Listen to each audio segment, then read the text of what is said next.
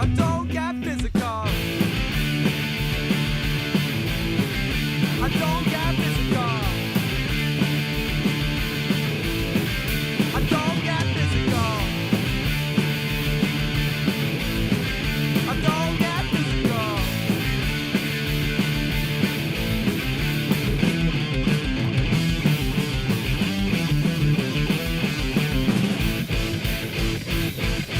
One, two, one.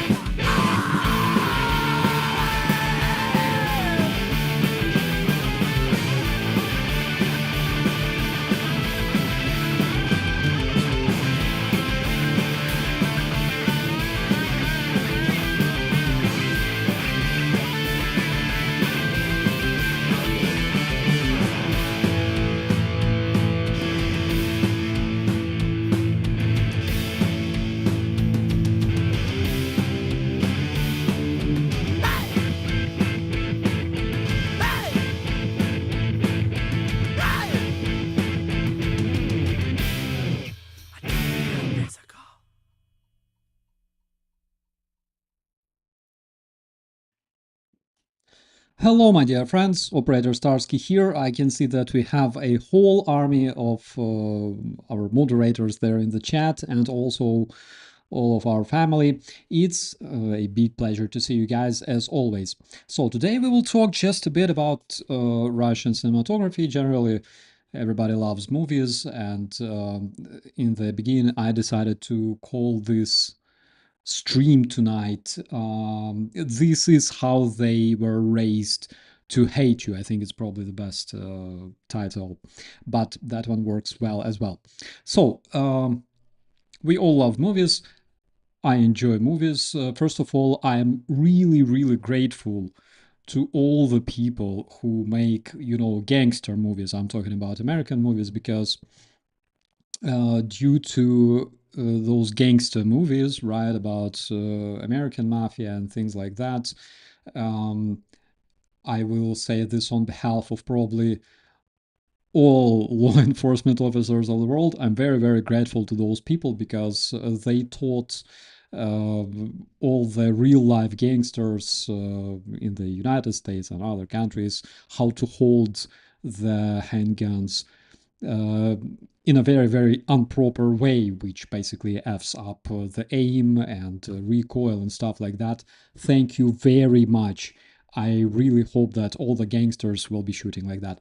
But besides that, we will talk a bit about Russian cinematography as well, because you know that Russians are very good at making different movies, retransmitting their fantasy into images and pictures, whatever it is, a propaganda or Mosfilm, Russian analog of Hollywood, etc.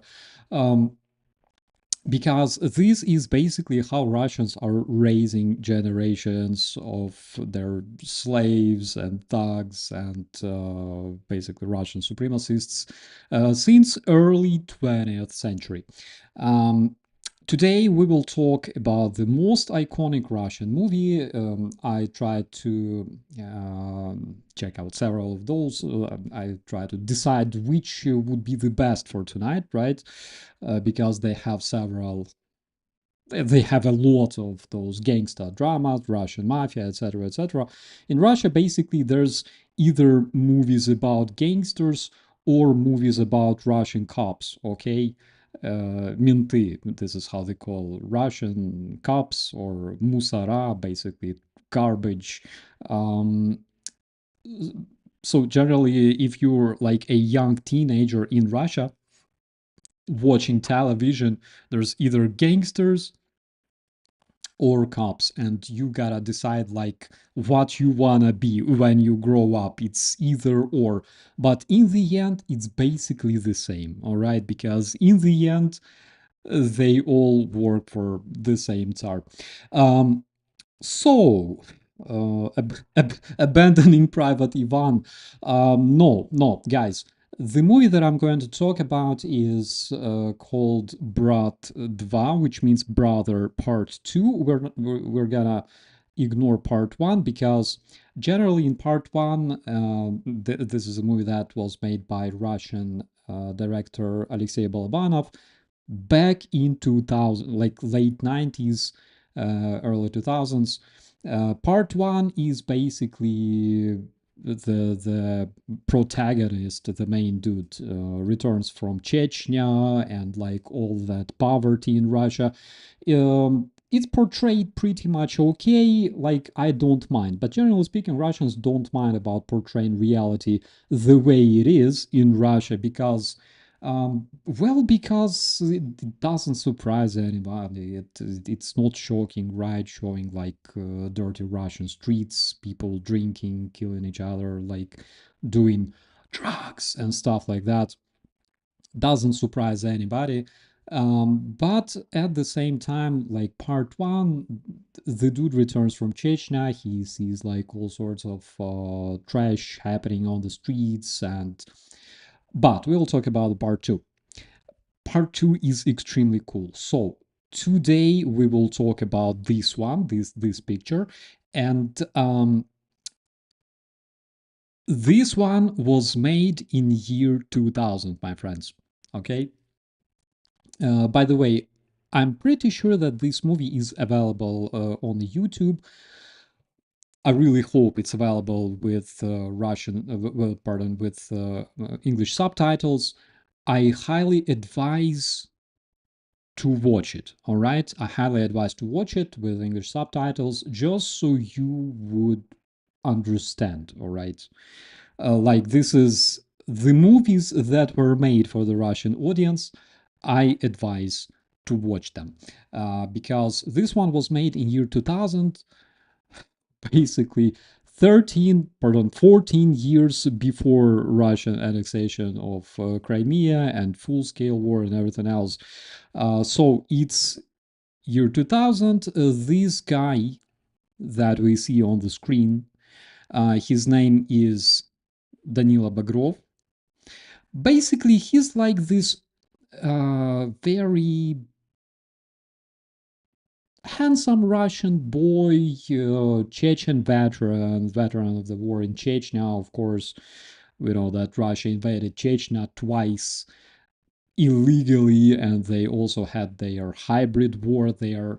Uh, so the dude returns from Chechnya. He was a veteran, and there's a bunch of his friends. Uh, Came out Brat too. Yeah, that's Brat. Brat means brother in Russian language. All right.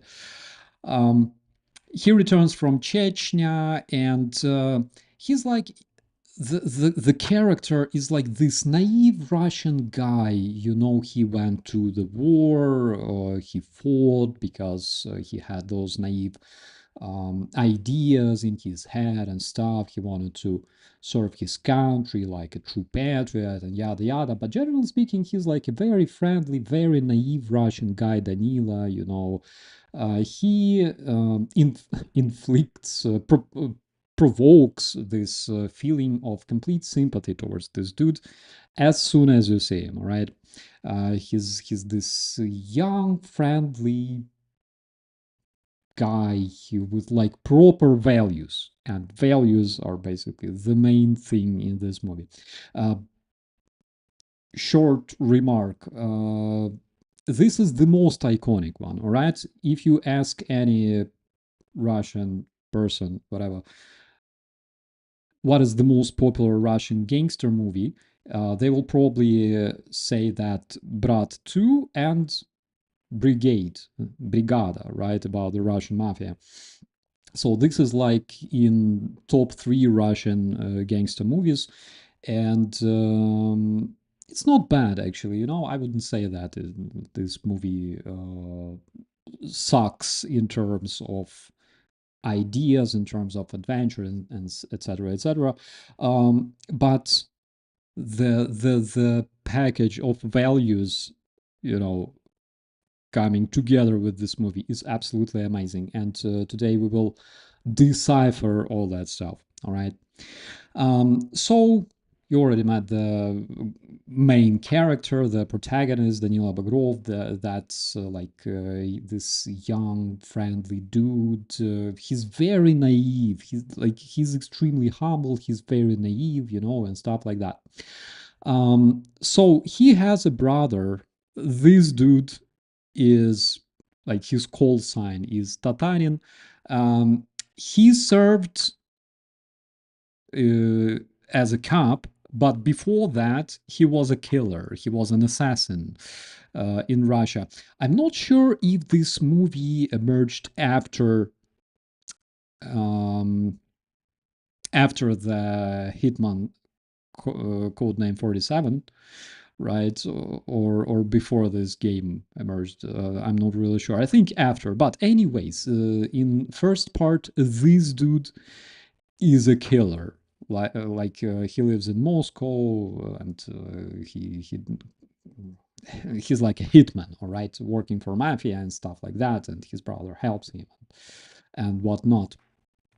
So also there is this dude. This is the wartime friend of Danila Bagrov. He works in Moscow. His brother is a twin brother who lives in the United States, and he's a hockey player. All right, and the thing is, he's friend of Danila, right? From Chechnya, they served together. They've been through hell, and they speak about they discuss a problem with his brother in the United States, because his brother is a hockey player.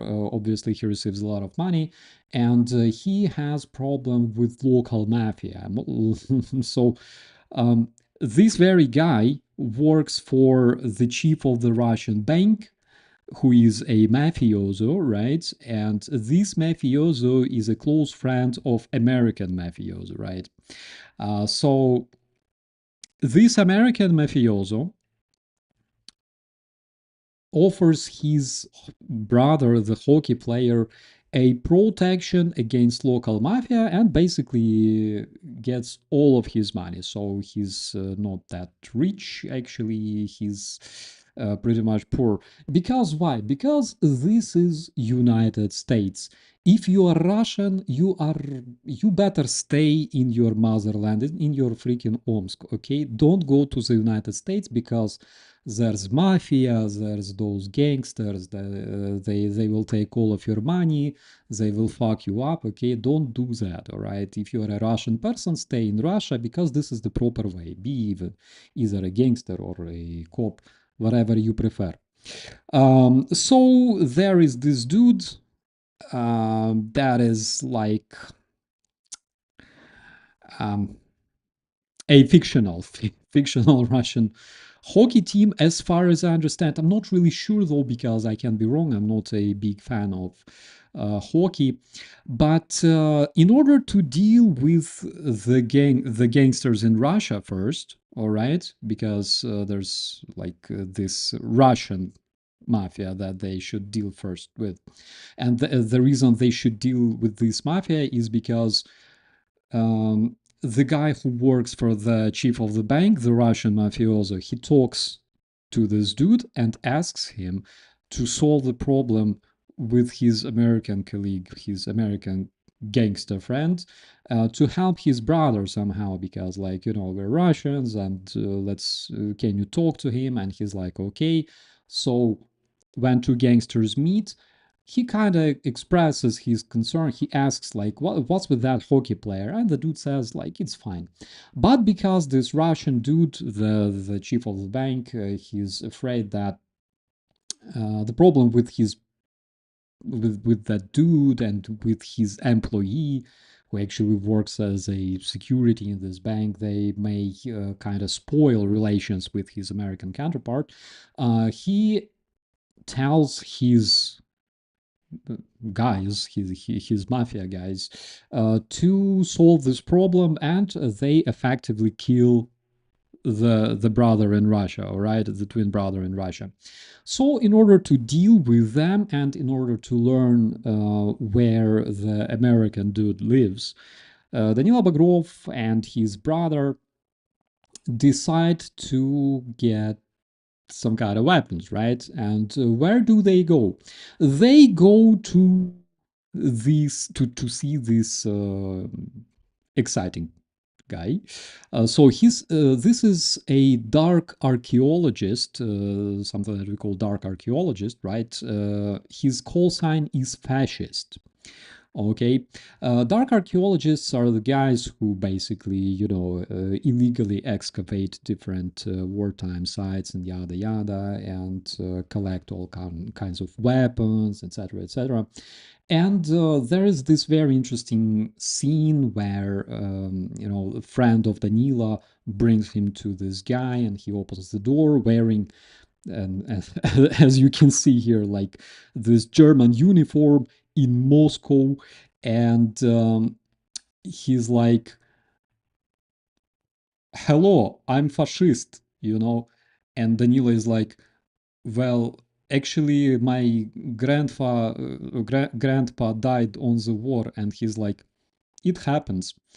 And when the Russians look at this cute Russian dude, fascist, wearing like German uniform, it actually uh, it invokes so many like positive emotions, because yes, he's a fascist, yes, he's weird, but he's like other fascist. He's Russian fascist. Ivan Hashina, hello, my friend. Hello, brother. How are you doing? I hope everything's fine. Oh my god, I'm so happy to see you here. Um, I've lost. I've lost which screenshot I was on. Yeah. So they look at this guy. Guys, you think that Russians hate Nazi and fascists? Basically, no. Basically, this is what they are indeed. And when they watch this movie where this simple Russian dude wearing German uniform, calling himself fascist, offers to help the guys because they're all Russians, and gives out, some of the excavated weapons and grenades and stuff. They go like, "That's our fascist. He's such a cool guy, right?" Іване, коротше, вчи англійську. Слухай, ти ж в, в структурах працюєш, треба вже давно було англійську вивчити. От. Коротше, типу, сколдю побратима, який зараз в уніформі воює. Капець, shame on me. But, and again, I lost the screenshot. Yeah, this one is here, this one is here. Yeah, so the fascist gives them the stuff, all right? And armed with the stuff, they go and fight against Russian mafioso. In this scene, the brother of Danila, the call sign Tatarian, actually uses the machine gun, the Maxim machine gun, to fight against Russian mafia. There's this insane chase, like this pursuit on the streets, and he uses the Maxim machine gun that was actually snatched from museum. Apparently, of course, Alexei Balabanov, the director of this movie, doesn't know that if an exhibit brought into a museum, if it's a weapon, then it's actually modified. So if you go to any museum and you check out the weapons that they have there, usually they are modified, so they cannot be used. So either the chamber is welded or something like that. But come on, it's movies, right? Anything can happen. So they fight against Russian mafia, of course, like they kill everybody. And there's this very interesting moment when Danila Bagrov goes to see the Russian mafioso, the chief of the bank, during some event at the school where his boy, this mafioso's boy, is reading a poem. He's reading a poem, like, this very like naive, childish poem about motherland. He says, "Oh my god, I learned that I have a big family." I'm translating right now out of my mind. Um, so a tiny road in the streets, a tiny road in the woods and the forest, and every crop in the field. This is my motherland. I love everybody. So this is like a very, very cool pacifist poem that Danila is overhearing, right? And he decides that he will spare Russian mafioso because he has such a great son, all right? So he doesn't want this son to turn into an orphan, right? So after that, he visits this mafioso at school, and they are sitting together in like the office, and Danila points a gun at him and asks details about his American colleague, right? So after that, they are visiting hackers again because all those Russian veterans, they are all related, they are all connected between each other, and like they know everybody, all right? They know where to find dark archaeologists, they have connections with like mafia, like anything. So they know hackers, all right? And hackers help Danila and his brother Tatarin to obtain tickets, fake IDs, and visas to the United States. All right? And basically, they go to the United States. This is so easy, all right? Like very easy. You can do that every single day. Tatarin, as I said, he's a former Russian mafioso and assassin who turned into a Russian cop because, like, why not, right? He was bored, all right? And now he's helping his brother to help his wartime friend. So they both travel to the United States. Um, just hiking scenes in movies are weird, absolutely. And one thing I noticed, they never use mouse, like at all. Um, so they both go to the United States, but because they want to hide their traces, right? Tatarian, this dude on the screen, he goes to Chicago for reasons unknown, and Danila flies to the New York. In this episode, it's so cool. Like the guy at the customs at the passport control, he asks Tatarin, what's the reason, what's the point of his visit to the United States? And he says, I'm going to the conference dedicated to protection of computer systems, IT technologies, yada yada. And the officer at the passport control says, thank you very much, welcome to the United States. And this Tatarin says, thank you very much. And when he turns around and goes away, he goes, вот уроды, which basically means, thank you very much, such assholes, you know. And to me, this like literally represents the very essence of Russian mentality, basically. Like this is how they behave. When I watch this movie, I have so many flashbacks, my dear friends. You know, like when I talk, for example, to Russian dude or sanctioned Ivan, I always have this feeling of like I have so many flashbacks which are not really good because they both speak with Moscovian accent, and Russian dude who lives in Canada, he also speaks with like very, very strong Moscovian accent, which always gives me like the feeling that I literally I just want to like throw a grenade at this person, because all my life I've heard such speech coming from people that behave like pigs, and here I have like absolutely normal people, like conscious people, you know, who support Ukraine, and I always have this dissonance in me. But this is like probably part of acquired trauma, I don't know.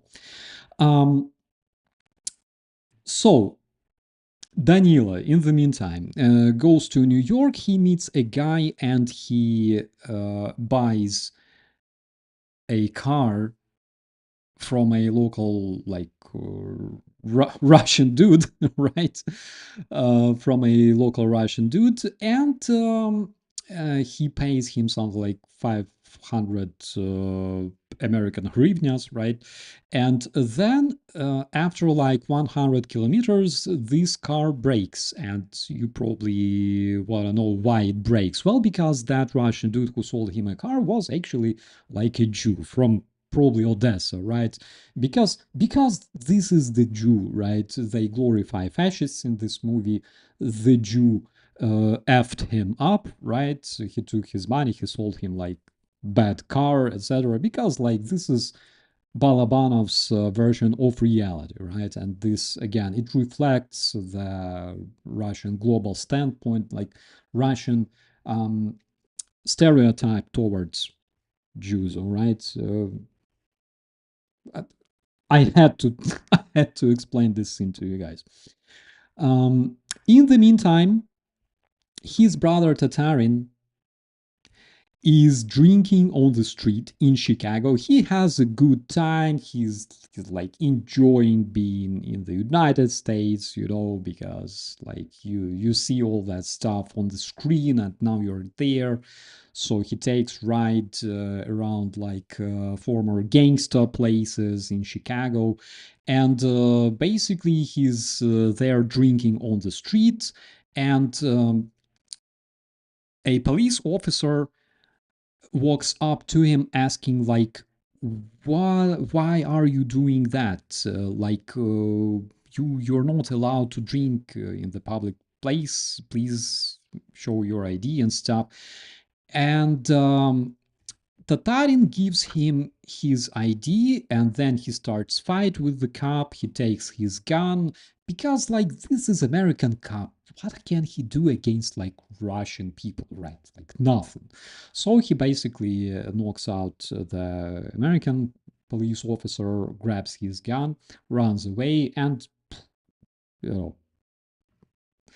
know nothing happens.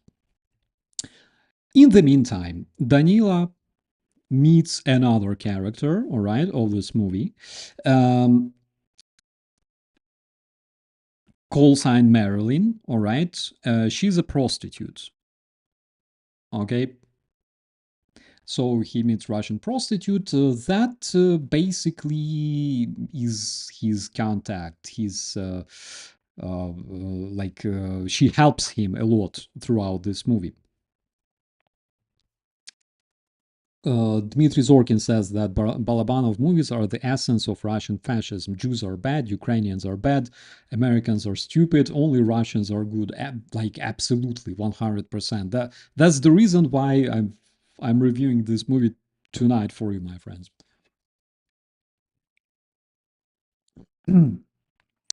um, Okay, you saw Marilyn. Marilyn is basically like a Russian prostitute who knows everyone, right? She knows mafia guys. She knows like her pimps, like all the people on the streets. She lives in some of like really nasty places, like areas of New York. And after meeting her, he decides to find some ammunition, right?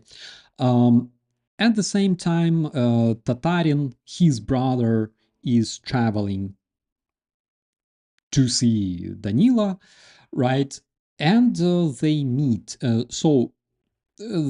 movie is full of scenes like that because despite the fact that Russians are basically raised to hate United States, to hate American citizens, they're raised to hate Europeans, of course. But despite of that, they want to show that those places are, such beautiful, and people have this absolutely beautiful life. Look at all those exotic buildings and things like that. Um, So what happens after that?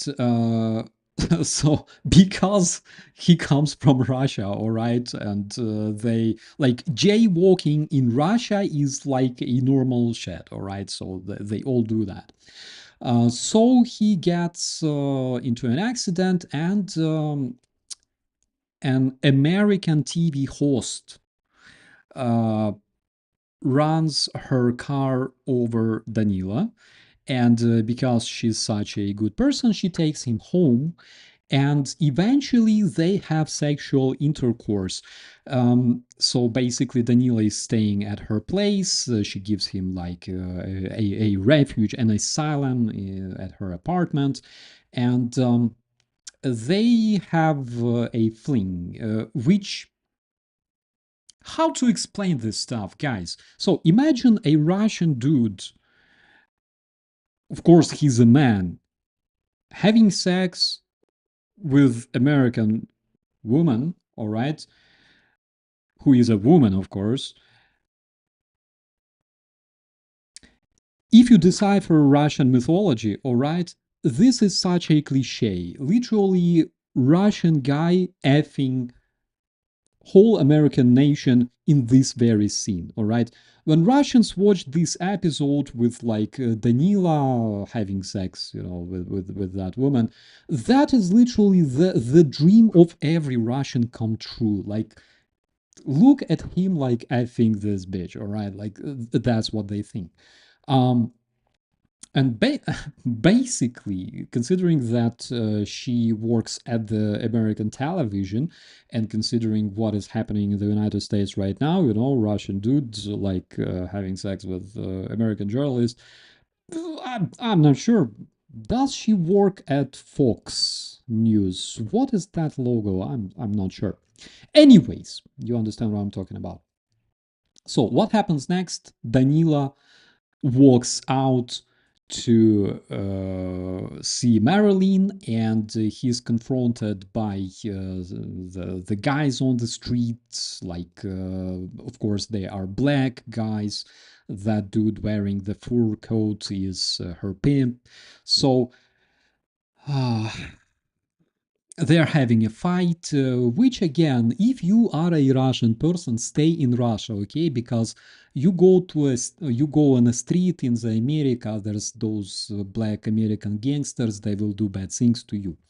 So they kick they kick his ass. Of course, he heroically knocks out one of them.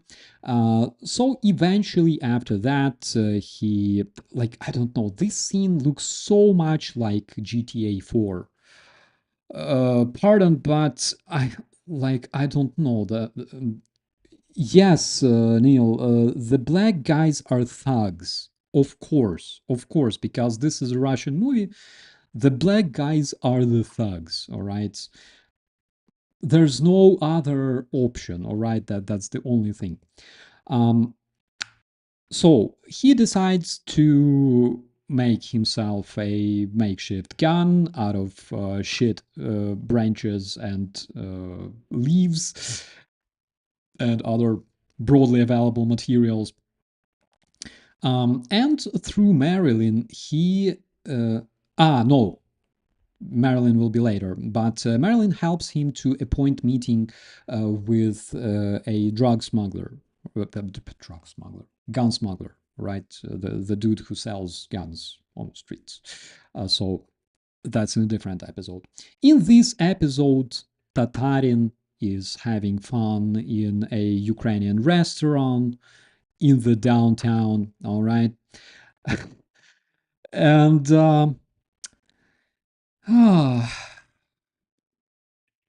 there is this episode where Tatarian arrives to the city, and there's like this big guy standing in like this hallway, and he walks up to him and is like, "Hey brother, where Russians live here?" And this dude turns out to be a Ukrainian mafioso, and he says, "Moscow is not my brother." And Tatarian is like, "Are you Banderite?" And he's like, "What?" And they just, you know, walk away.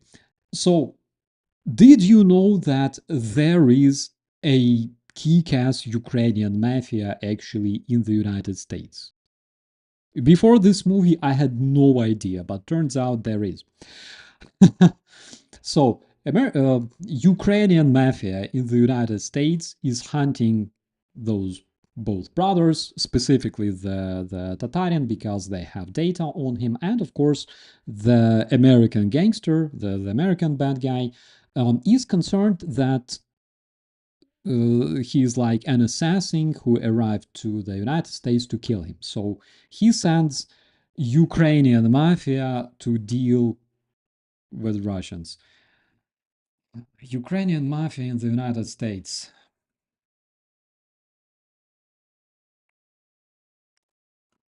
Um, I just don't know what to say.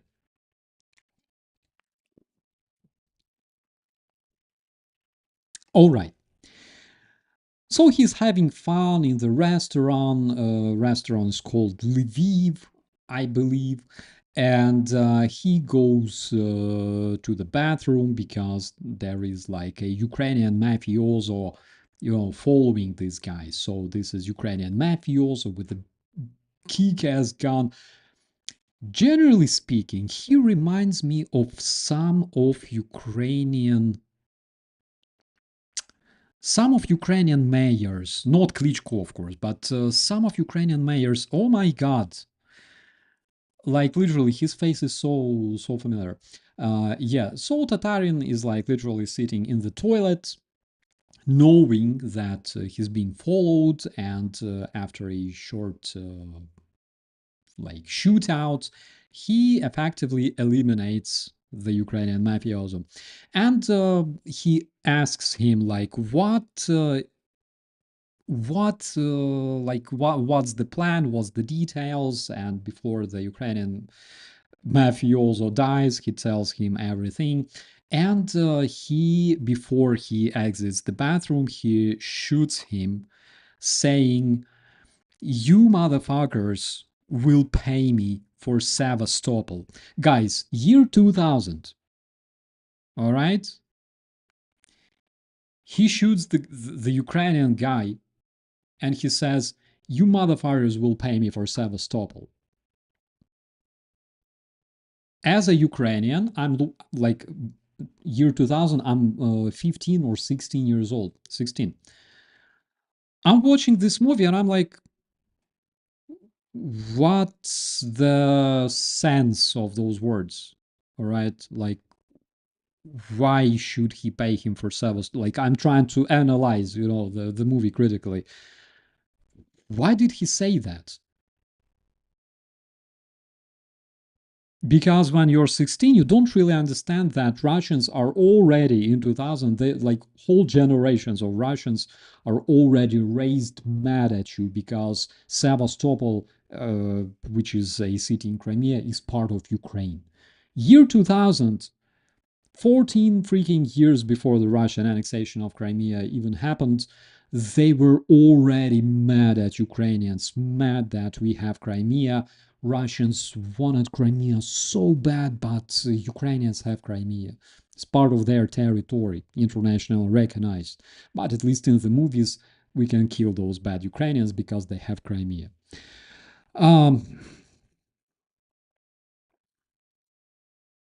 Just so you could understand, year 2000, my friends.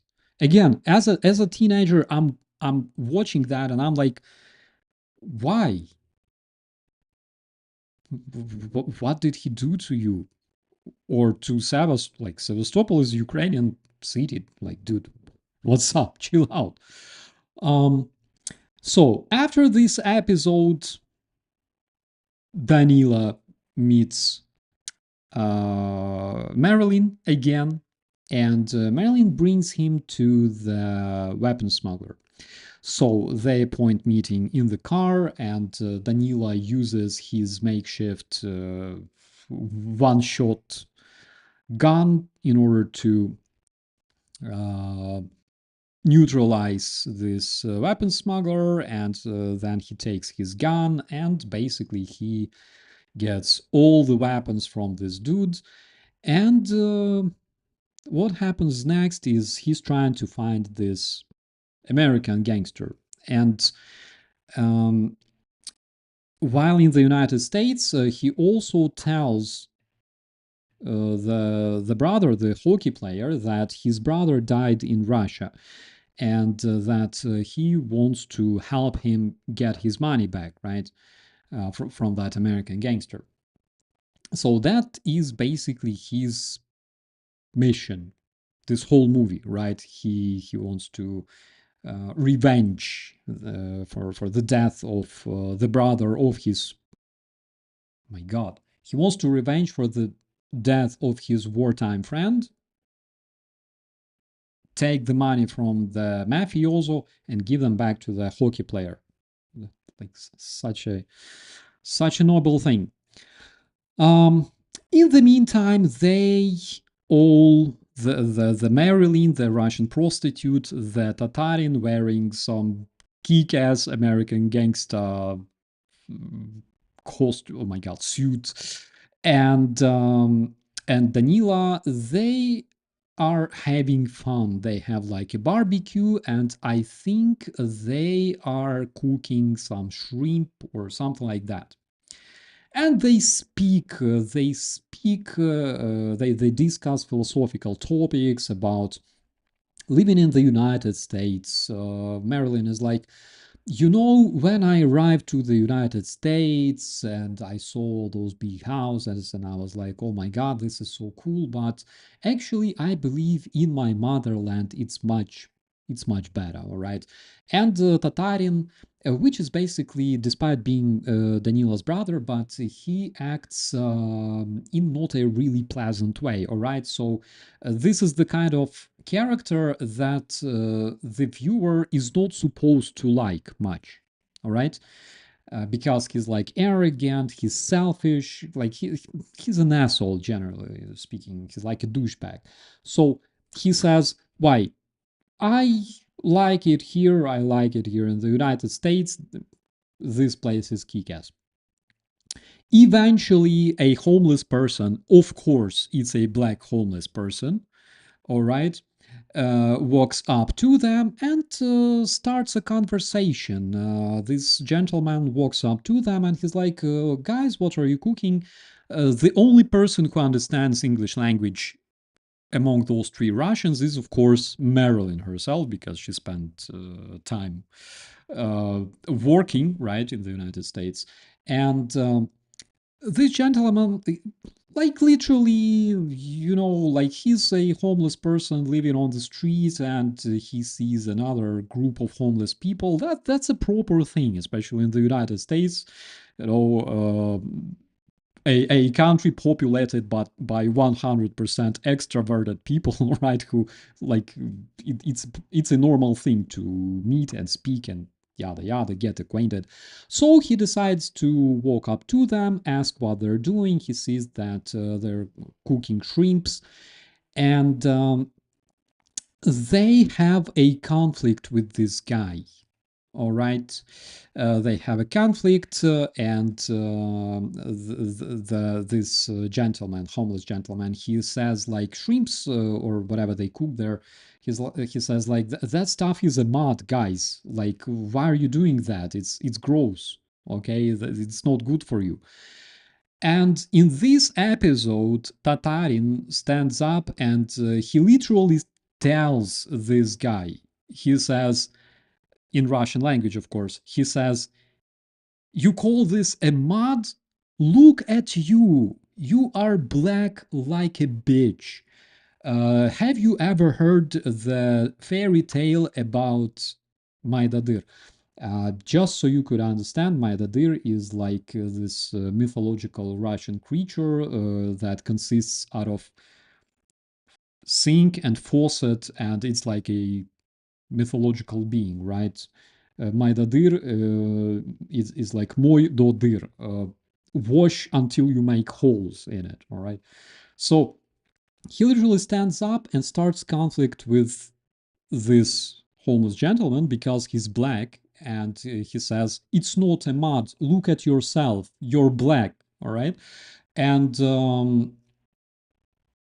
they basically fight. So The Danila, while sitting there, he says, "You N-word, go, okay." And the gentleman is like, "Who the hell are you calling an N-word? Like, we will talk with you, all right?" And he walks away. Um, Marilyn tells him that, bro, you're not supposed actually to call them N-word here, all right? Because like it's not a proper thing to do. And he's like, how do I call him otherwise? She's like, African American.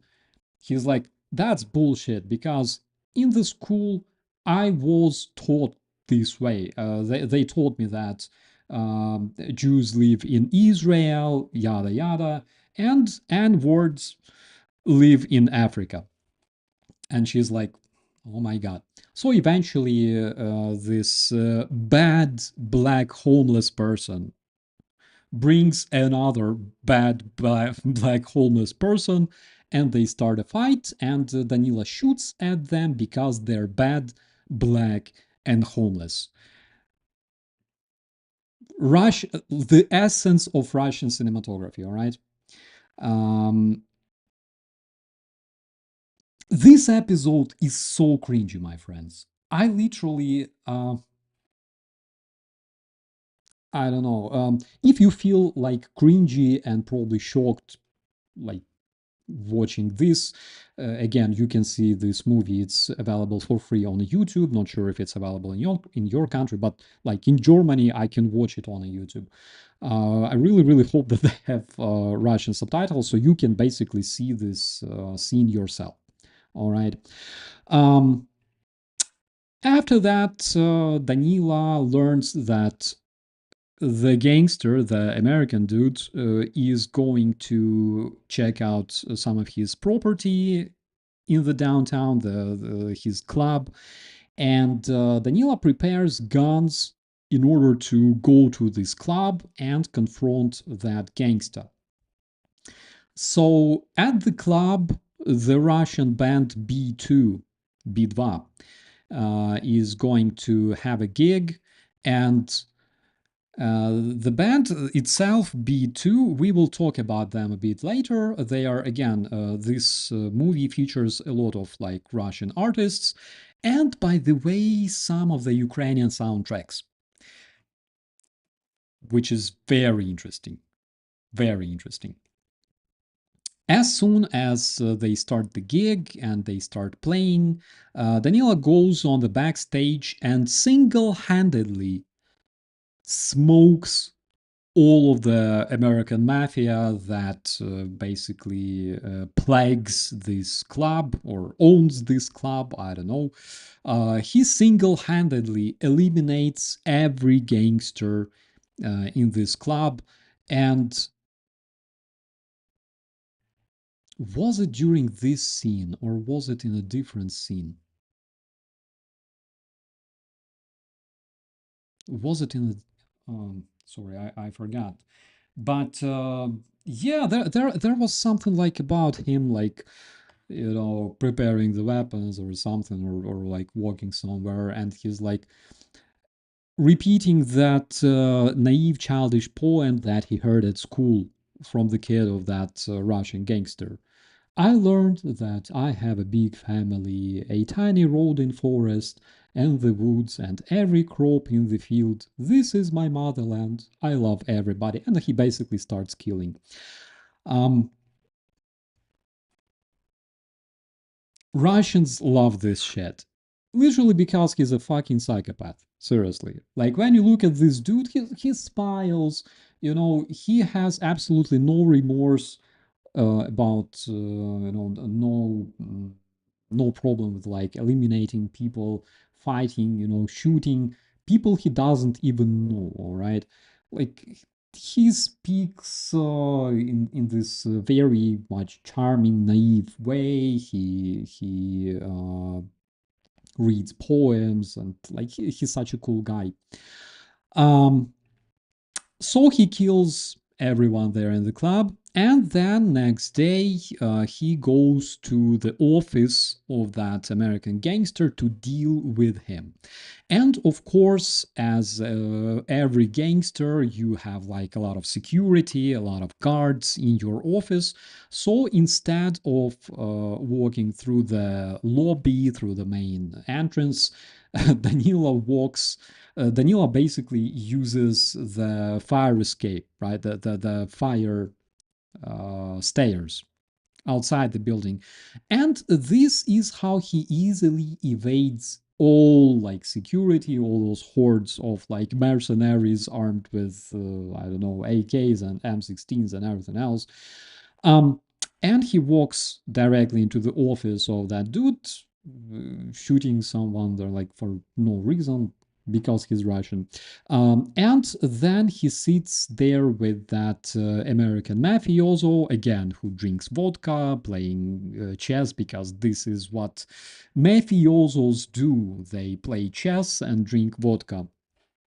Um, and he looks at the picture of his brother, and then he starts literally schooling this mafioso. If you think that he will kill mafioso, who was responsible for like racketing brother of his wartime friend, and partially responsible for the death of his wartime friend, you're wrong.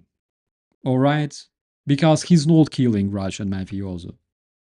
This dude, despite being like, you know, this coolest protagonist you can imagine, right? Like he's like the this absolutely positive guy, Russian veteran, etc., etc., bringing justice. No, he doesn't kill a single Russian chief of mafia in this movie, but he schools him. What he says is, uh, "Tell me this: what is the power?" You think that power is the man? Like literally, he schools the dude in this movie. He's like, you think that money is the power? Well, you tricked someone. You grabbed his money. Did it make you stronger? No, it didn't. But the one you tricked, he has the truth behind his shoulders. That's why he's stronger, right? And he's like, I think that the strength is not the money, it's truth. Literally, hearing Russians saying that truth is actually power is the same as listening to Russians explaining to you what democracy is, all right, or like what fighting corruption is. Like it's so cringy and funny. But eventually he says, money, give me money. And basically, this gangster gives him money. And gangster is so, he feels so much regret about being bad guy because this Russian veteran arrived to the United States from like the different part of the world and told him what the truth really is, what the real strength really is. It's not about money, it's about being a rightful good person like Danilo Bagrov himself. So basically, he gives him money. Ah, I wanna cry so much, but I won't. I won't because I I have experience watching those movies. I have a bit of immunity to them. So he brings money to the brother of his deceased wartime friend, the hockey player, and again, like from the standpoint of a hockey player who was blackmail, not like blackmailed by, but racketed, all right, by this American gangster that lives in the same city with him, all right, and now he receives his own money from this gangster. If I was this hockey player, I'm not really sure if I would be thankful, because the Russian will go home, okay, I will keep living in this city together with this gangster and like hold that mafia infrastructure that will be hunting me until I fucking die. Okay, so like I'm not really sure if I would be grateful to Danilo Bagrov if I was this hockey player. Anyways, I think that the gangster understood that he did bad things because he was schooled by this Russian veteran. So in the end, there is a barricaded suspect, which is Danila's brother, actually. All right, so he's barricaded in the apartment, and Danila arrives there and asks the bystanders what's happening, and the bystanders tell him that there is this kick-ass Russian guy who actually shot the whole Ukrainian mafia in the restaurant, and now he's been like blocked by the police in that building, and eventually policemen managed to bring Tatarian out. All right, they arrest him, and while they bring him to the car to take him into custody and bring him to the police station, he screams, "I'm staying here. I will be living here." All right, because again, like the viewers were not really supposed to like this guy. He's an asshole in this movie. Like he will stay there, but again, what's your perspectives? You stay in the United States in the jail, all right? Like America bad, bad black people, bad black gangsters. All people are bad and black, and also cops, all right? America sucks. That's basically like the main message of this Russian masterpiece of Alexei Balabanov. After that, they arrive. Oh my god, yeah, after that they Danila and Marilyn, because they need to go home, and Marilyn is convinced that she has to return home to her motherland, Russia, because everything is better in Russia. They all go to this lady, the American TV host, and she's very, very happy to see Danila, of course. You know, she's like this, how to explain this stereotypical obedient woman, you know, in the Russian movie. Like there's this Russian guy and there's this obedient American woman. All right, also she's black. Oh, so they walk in, and this lady can see the Marilyn checking the guns and a huge amount of money in that bag. And she's very much concerned. She's like, asks her, um, "Are you gangsters?" And Marilyn answers, "No, we're Russians." And this line became iconic, actually. In Russia, this line became iconic. "Are you gangsters?" "No, we are Russians." Guys, this explains it all right? This can be like summary to everything, okay? I think that this line is absolutely genius. Are you gangsters? No, we are Russians. And eventually they both fly back. They pretend that they are like businessmen, and they acquire a ticket to the uh, business class in the airport. They evade security. They grab all of their money, and they sit in their, like they take their seats. And then there is this annoying flight attendant who says, "Would you like something?" And Marilyn is like, "Hey boy, bring us some vodka, okay? Bring us some vodka." And they're like, "We're not allowed to bring you alcoholic beverage, before we take off and reach our cruise altitude. And she's like, no, boy, you don't understand. We are Russians. We're going home. And the way she says that is basically the way I've heard it everywhere, like in Turkey, at resorts, in hotels, on the streets everywhere. Like the level of arrogance that she says, like, you're freaking, I don't know, servant, bring us vodka. We're Russians, we're going home. And basically, this is how the movie ends. Um, to say that this movie is iconic in Russia is probably an underrating, okay? Like it's underrating the movie because this movie is what the Russian teenagers are raised on, all right? A couple of words about the actors. So Danila himself, he's played by Sergei Bodrov Jr. Um, Again, this is prior to the war, more than a decade before all the shit started in Crimea, then in Donbass. Danila, the Sergei Bodrov-mладший, he goes to like mountains somewhere and dies, all right, in the real life.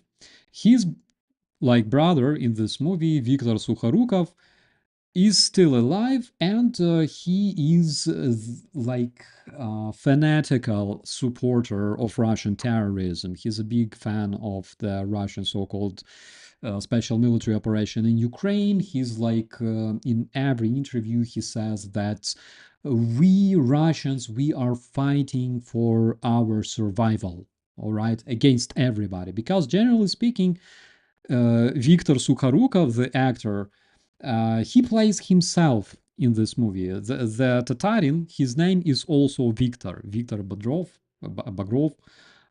He's also Victor. Basically, he was given an opportunity to play himself, and this is the way he actually behaves in the real life. That's like the character is himself. Um, B2, the band that plays in this movie, okay, actually it's Russian slash Australian band, and they're not bad, all right. Not a big fan of Russian music in general, but I can say that they're not bad.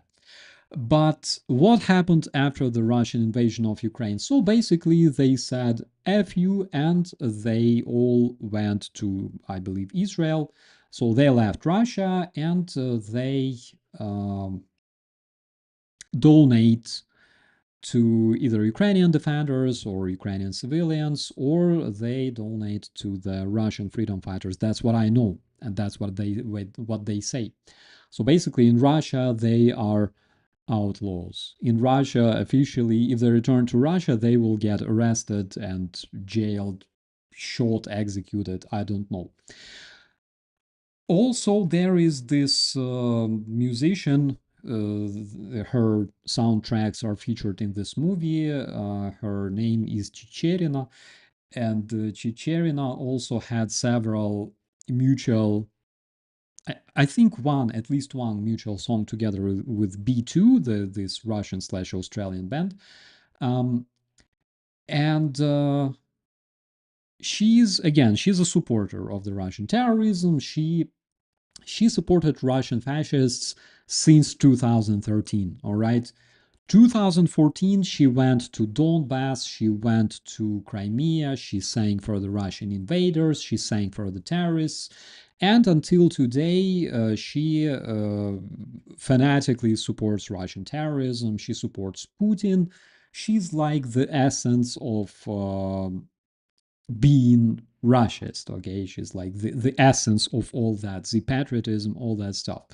Okay, and in her interviews, she says that B2 are motherfuckers, like they are the garbage, okay? They are like bio trash. So she's very critical towards the band that actually protested against Russian invasion.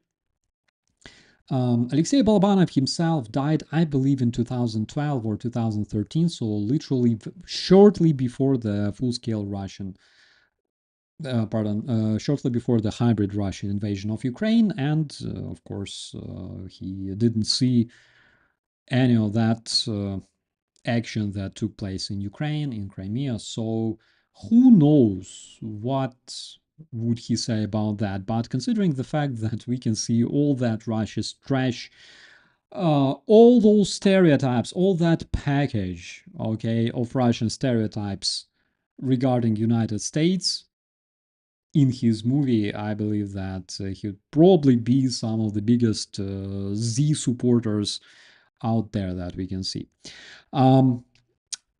So this one was crazy. You can check out the movie itself on YouTube. Again, it's free. I want you guys to watch it. It's I hope that it has the subtitles. If not, please find it with the subtitles or with dubbing, because it's worth watching. It's very important to understand what sort of movies Russians create about you, my friends. And it's not a coincidence that, I'm doing this stream 1 a.m. at night in Germany, because I know that it's a Friday night there in the United States, in both Americas, all right. That's the reason why I have the stream at this very time. It's very important to understand what sort of movies Russians make about you guys, how they see you. Like you need to see yourself through their eyes, all right? And understand what is the reason they hate you, like why they hate you, what they hate you for, all right? How they see you, all right? So that is very, very important to see. So what else I can say? My friends, um, it's different when you watch this movie when you're 16 and you're a Ukrainian, and then later, like several decades later, um, the difference is, of course, enormous, especially considering the fact that you start to understand throughout the years, like specific phrases, specific stereotypes in this movie. That is absolutely crazy. I can't handle the accent, and I don't want my money to go to Russia by watching it. It's free, my friend. It's free. It's available for free. Don't really think that they will have much money. They won't get monetized anyways, all right? Because Google stopped all monetization to the Russian content creators, so basically they won't get monetized for that. But in terms of education, please watch it, all right?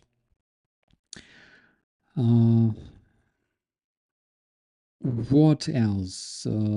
It's like California hate based on Hollywood trash. Maybe. Friends, by the way, let me know how many people live in Los Angeles, because the other day I've heard something like 4.5 million people, and I'm like, whoa, does it mean that we have more people living in Kiev? Because I thought that Los Angeles is like a very, very big city. Uh, just something I was curious. Um, you talked about it or not. What's your take on the latest South Park episode? You mean with the current American president? I love South Park. Sir, I seriously do. It's so cool. I'm a big fan, as you know. South Park, Beavis and Butthead. Beavis and Butthead, I saw all of their episodes, and this is basically why they destroyed my brain so much. Oh, 20 minutes? Seriously? That's interesting, because I've been watching some documentary the other day, and they said like 4.5 million people, and I was shocked. Yeah, that makes sense.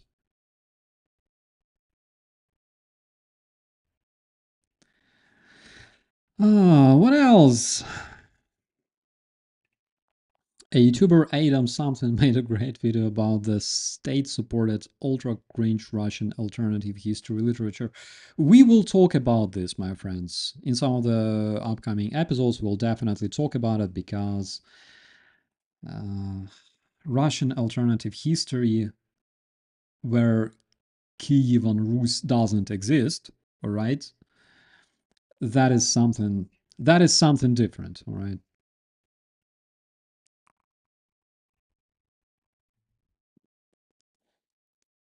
Are we watching South Park next? I should think about it. But South Park is, of course, absolutely worth watching. I love every single episode with Jesus Christ in South Park because Jesus Christ is just so cool, especially in the South Park. Um, that South Park episode is one of the strongest exercises in patriotism that I've ever seen. Yeah, I agree on that.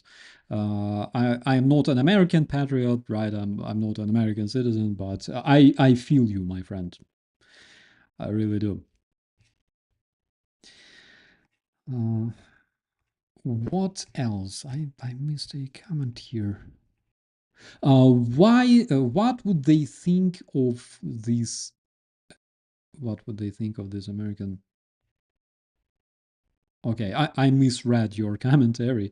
Yeah, but generally speaking, the very interesting fact about Russians is that, of course, they do hate United States.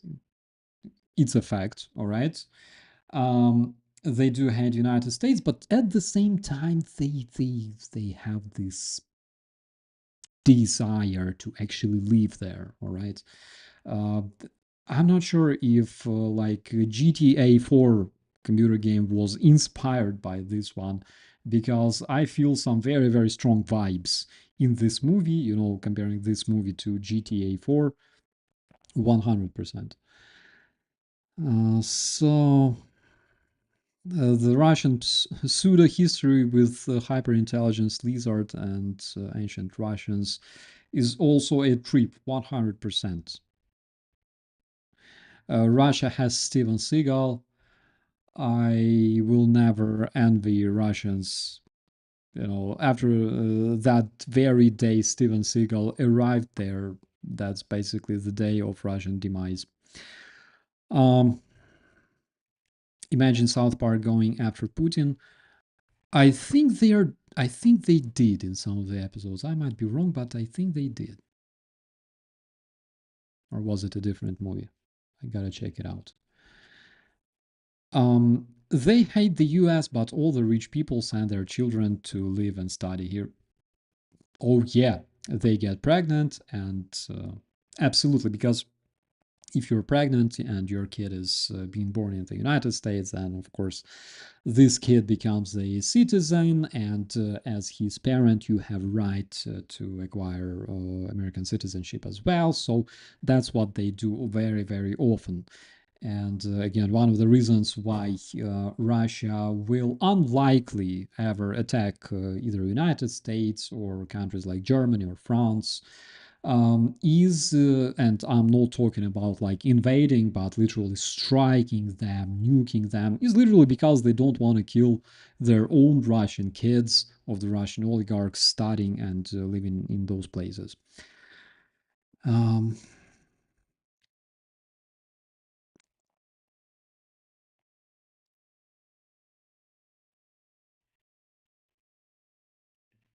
I have watched Night Watch, I think it is. Are there any propaganda in it? Night Watch, I would not really say that there's much propaganda. It was basically an attempt to divert from all the Russian propagandist crap into um, into like a fantasy. So they have this fantasy fantasy movie about forces of evil fighting against forces of light. However, there's not like propaganda, but there is a lot of this culture, because the dude who works, the chief of the light forces, who works as a chief of the company, all right, that company, those guys. Um, it's really, how to say this, it's really stereotypical. It's like a cliche in Russia, all right, like you have this wise boss, okay, from Soviet times. He was there from Soviet times because he's very much good at what he does, okay, he knows everyone, he has a lot of connections, like boss, the daddy, all right, the daddy that the viewers would admire instantly, because this is what they're taught. In Ukraine, we are different, because in Ukraine, we generally don't really recognize authorities. Right? I'm saying this as a former policeman. We generally don't really recognize authorities, and that's why being a cop in Ukraine is really tough, actually. But we also don't recognize like authority of a boss. You have boss, it's okay, but we don't feel like being slaves to them. In Russia, it's different. In Russia, you have this, wise Tsar, or like mini Tsar in this case, in the Night Watch. There's a lot of this kind of culture there. So to me, I watched it only once, and to me, it was kind of interesting at the same time, kind of very, very boring, because the Russians don't really know how to make good fantasy movies, all right. um, Generally, they're boring. If you don't really know Russian culture, you may probably not really enjoy it. Yeah, and of course, a lot of like those cliches right? It's about a friend who has to travel to Moscow. I'm worried, but perhaps it's not time or the place. I would really not advise your friend to travel to Moscow at all, because um, there's quite a few guys out there, and I'm talking about the US citizens who were arrested in Russia because Russia needs hostages.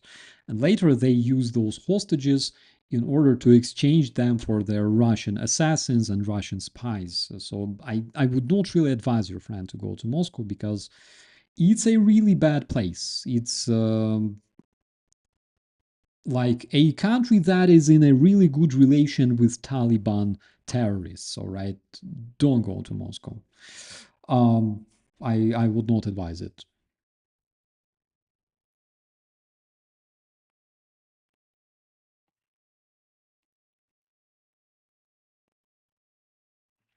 To admire a daddy is cool for every gangster. Yeah. Um, it's like the way they portrayed that chief of the forces of the chief of the night watch, all right, the good guy, like the good guy. It's like mm, Russian official, I would say, not official.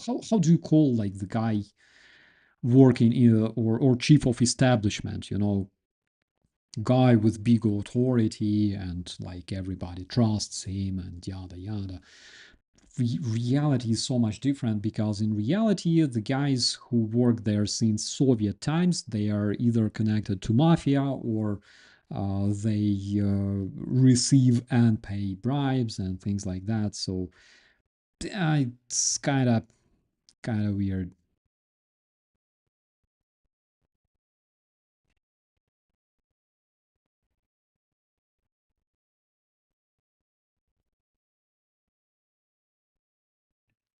Chat of who's liberal, who's not. Who cares? Seriously. Uh,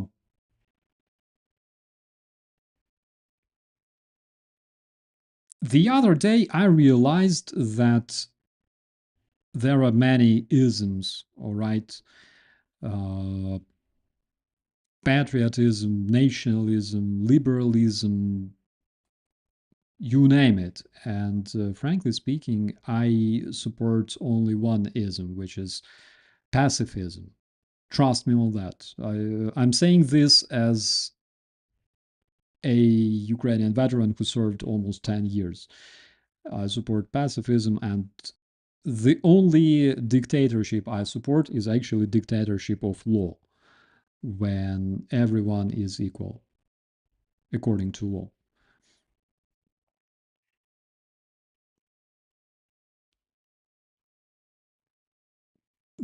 Like, I don't despise people for their political views, their ideology.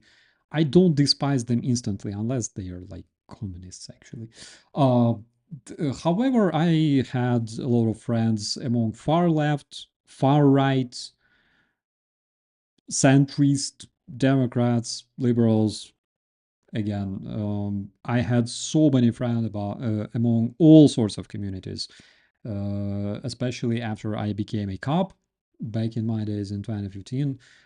I acquired so many contacts in all sorts of movements who would hate each other so much, but for some reason I could literally find proper communication with all of them. And I believe that if you if you respect other people, on the first place, if you have respect towards people by default, then this is something that you will receive as a response, right?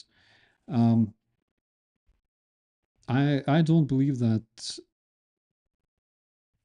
if people support some specific political views, this instantly makes them bad people.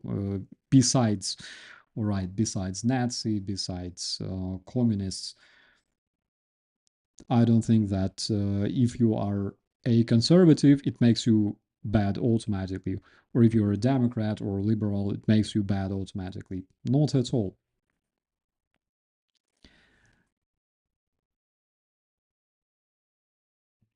Atheist pacifism makes sense. Kind of does. Christian pacifism, I think, also makes sense, just as much as I don't know, Muslim pacifism. Um, Generally speaking, if you look at any given religion, the main idea, the foundation of each religion is basically love, respect, peace, and righteousness. All right, but as we can see, whatever is written in the book is absolutely different from people who use this book. You can use knife in different ways. You can use knife to cut sausage, or you can use knife to, you know, smoke people. So religion is also used like that. Any political ideology can be used like that. So it's not about religion or ideology, it's literally about people, because there are good people, there are bad people, wherever you go. Were the 90s Russian gangsters all recruited by Moscovian security services, or did they permit some to run around after the perestroika years? From what I can tell, so the situation was freaking crazy in the 90s, because in the 90s police was extremely corrupted. So basically, up until today in Russia, you could bribe police and they would just close their eyes. You could bribe the prosecutors, you could bribe attorneys, you could bribe judges, and of course, you could bribe police. And in specific cases, which, by the way, were observed in Ukraine before the Revolution of Dignity, of course, police, if they were bribed, they would also help gangsters, help mafia do their things. So, of course, KGB, later FSB, they were supervising everything. They had a lot of moles in mafia and different movements. Russian skinheads, you know, those white supremacist skinheads, In those movements, um, they had a lot of moles, but at the same time, it's not like they were controlling everything, all right? And mafia could easily bribe them. Uh, KGB receives, or FSB receives bribes from mafia, so they don't touch them. So it's basically about how much you can pay to the authorities to avoid problems. And we know that Russian mafioso, they were stealing so much from Russian people, so they were extremely rich and they could afford avoiding problems with the authorities.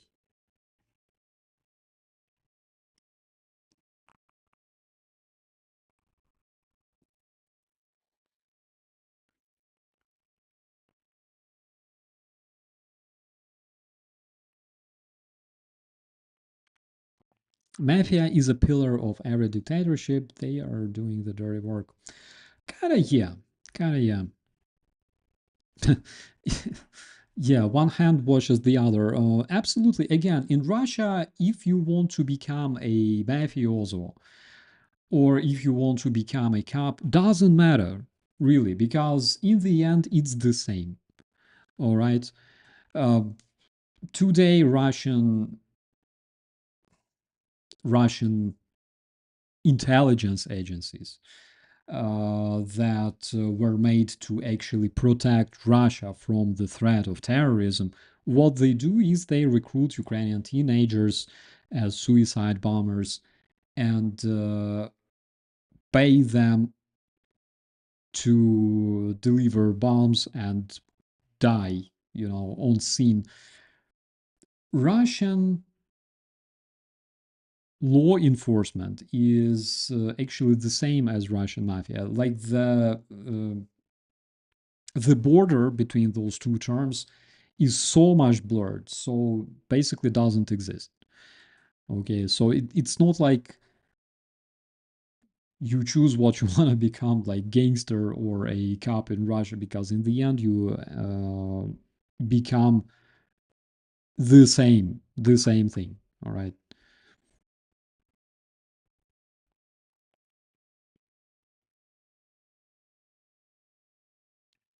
I just found the video to watch after this. Apparently, India just stopped buying Russian oil. Yeah, there were several cases recently when several Indian companies, big ones actually, decided to stop buying Russian oil, and Russians are already screaming about like backstabbing and stuff. They're mad, which is good.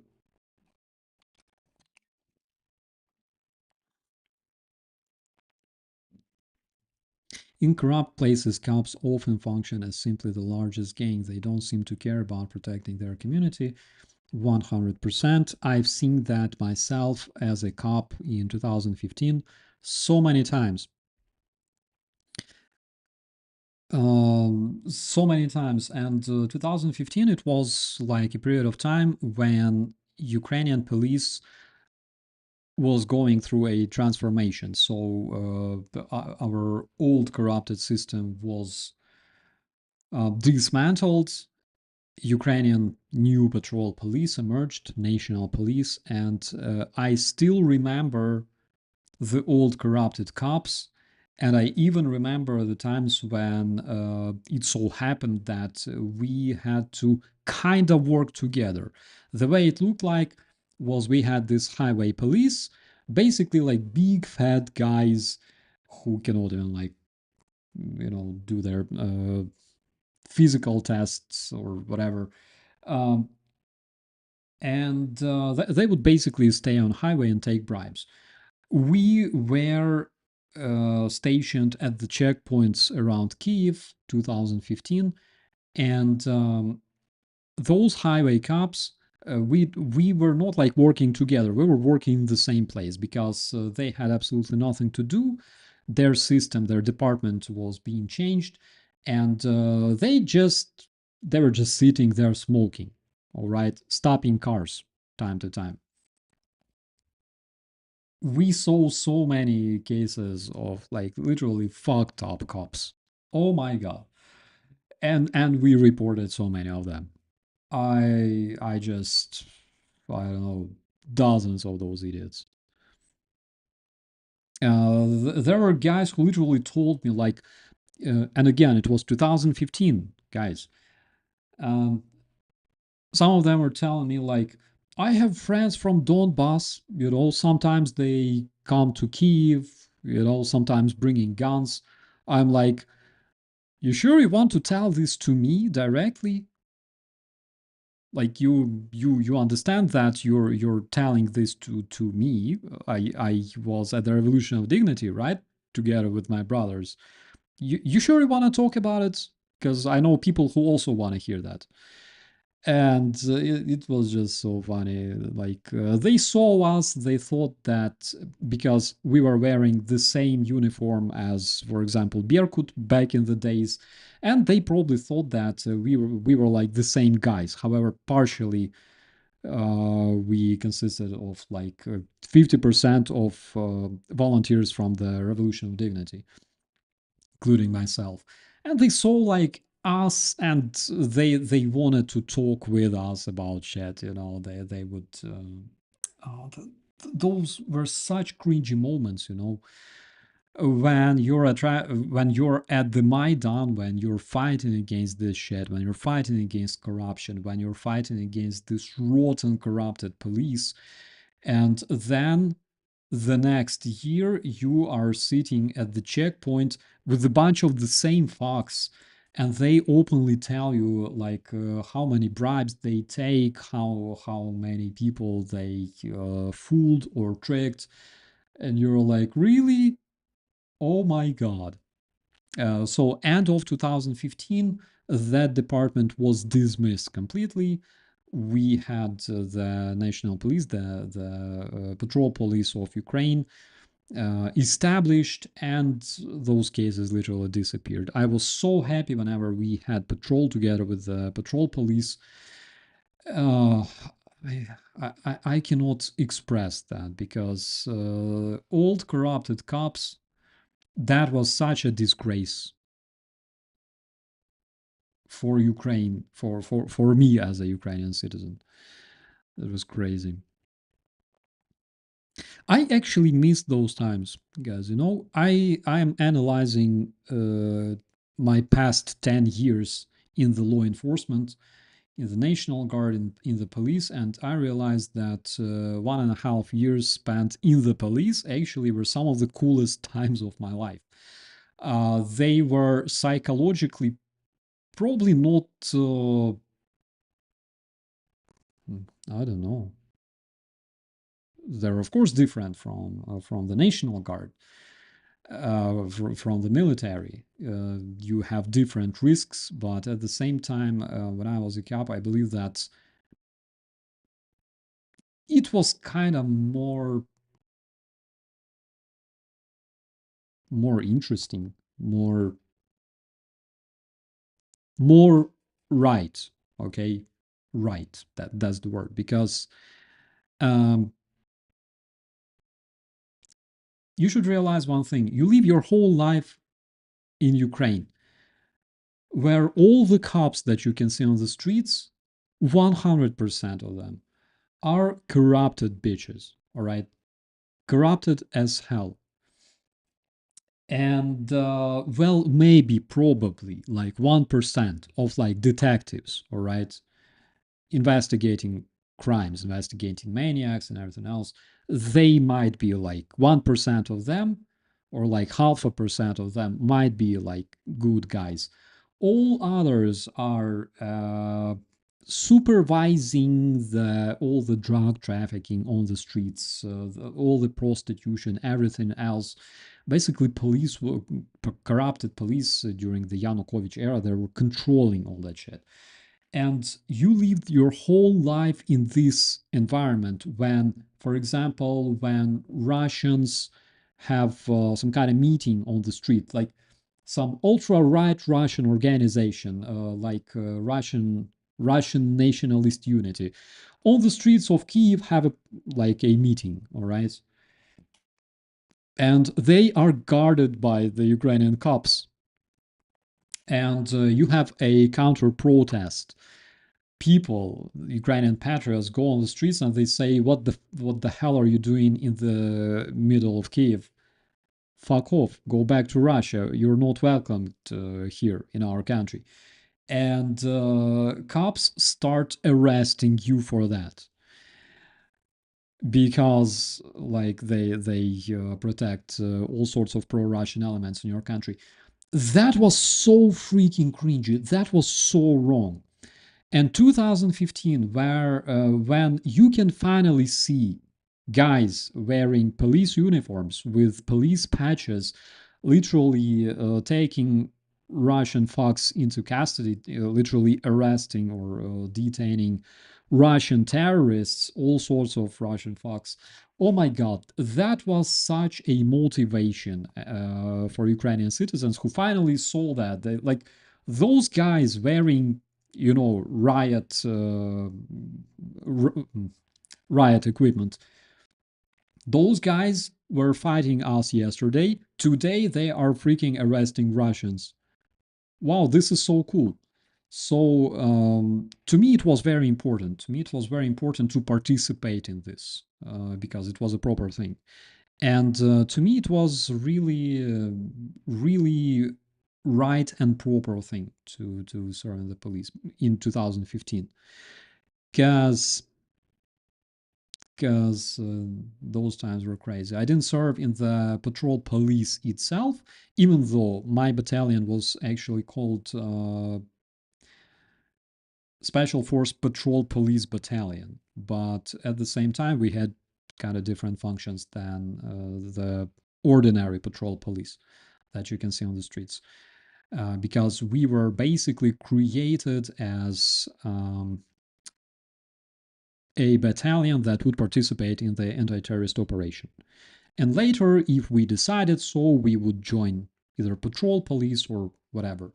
But today, by the way, I know that my battalion that joined with other battalions into a regiment, now almost 100% of those guys, they serve in the brigade called Lut, which is Fury, and those guys are fighting at the front. My friend who died last month, he was there.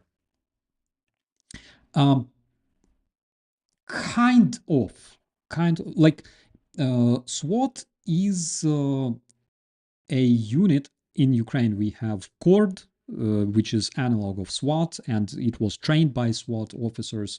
So that is a special force unit specifically designed to solve the problems the SWAT units usually solve, like barricaded suspect, high-risk arrests, and things like that. We were designed to do our duties in the area of the anti-terrorist operation between 2014 and 2022. We had similar but a bit different scope of work. So we were working at the checkpoints, we were filtering the transport coming to and from the occupied territories. We were checking the passengers, we were checking basically people on the streets, trying to establish their to establish if they have contacts with the Russian terrorists. Back in those days, we had the Russian network of Kontakte still functioning in Ukraine, and this network basically gave us a lot of very, very good information and clues about those people. So we had a lot of work there as well. Our main mission was basically anti-terrorism. We were involved in the anti-terrorist operation, and that was the reason we were created on the first place. But besides that, we've had a lot of other functions like enforcing patrol police on the streets, also because we consisted mostly out of activists and volunteers from the Revolution of Dignity. We sometimes would be involved in de-escalation talks. For example, during the mass action on the street, we would be involved in like de-escalation measures, all right? Because there's a lot of protesters, they are mad at this or that decision or whatever, they would bring us because we were mm, we were veterans, all right, already back then because we had multiple deployments to the Donbass. We fought Russian terrorists. We detained a lot of them, and we were also activists at the Maidan. So there are a lot of people that we knew personally, and we could easily de-escalate the situation. So that's why we were involved as well. I would not really say that we were trained and equipped as SWAT, but we had training in the military. My God, military. In the it wasn't academy back then. It was like uh, training center for police in Kiev, not far from my house actually, and we received some training there. All right, so regarding CQB and everything else, we received some training there. We received some training from the actual Ukrainian special force operators who trained us and also served with us in my battalion. So we had some of that experience as well. Before we established our own SWAT in Ukraine, we had like special force police, all right? That bloody Berkut that was shooting Ukrainian protesters, they were also the special force police, which of course meant that they were mostly trained by Russians or Belarusians. Um, they had experience, but it wasn't as good as, for example, experience in the US SWAT or, for example, in, I don't know, German units or Italian units. Uh, they were not as good. They could arrest uh, dangerous criminals, of course, but there are several cases when, and there are very, let's say, widely known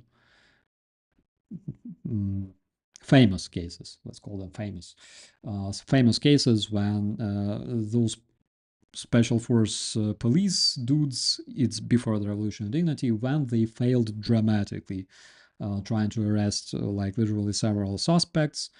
I remember one of the cases was when an assassin from Chechnya was going through Ukraine to somewhere else, and they tried to arrest the dude in Ukraine. So they stopped the car. The dude threw a grenade, killing and shooting several of those dudes from Berkut, which I didn't mind, all right, because it's Berkut, and the Berkut was like punishing force of the pro-Russian regime of Yanukovych, and then several hundred Berkuts, together with other special force units, tried to eliminate this guy who barricaded in a house. I think it was in Odessa. I might be wrong, of course. He barricaded in a house, and the standoff took something like 5 hours, maybe longer. So in the end, he escaped, and they were really lucky to have shot him. So he escaped through a window. They were throwing like tens of grenades at him, trying to smoke him out from that house, but they failed.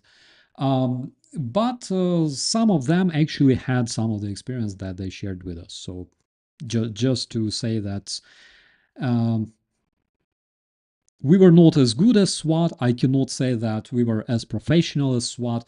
Of course, we didn't have the same financing as SWAT. Basically, what we had was like Makarov handguns that I hate so much. We had like AKM rifles, we had grenades, we had heavy machine guns, and ordinary machine. No, we had heavy machine guns. We didn't have ordinary machine guns.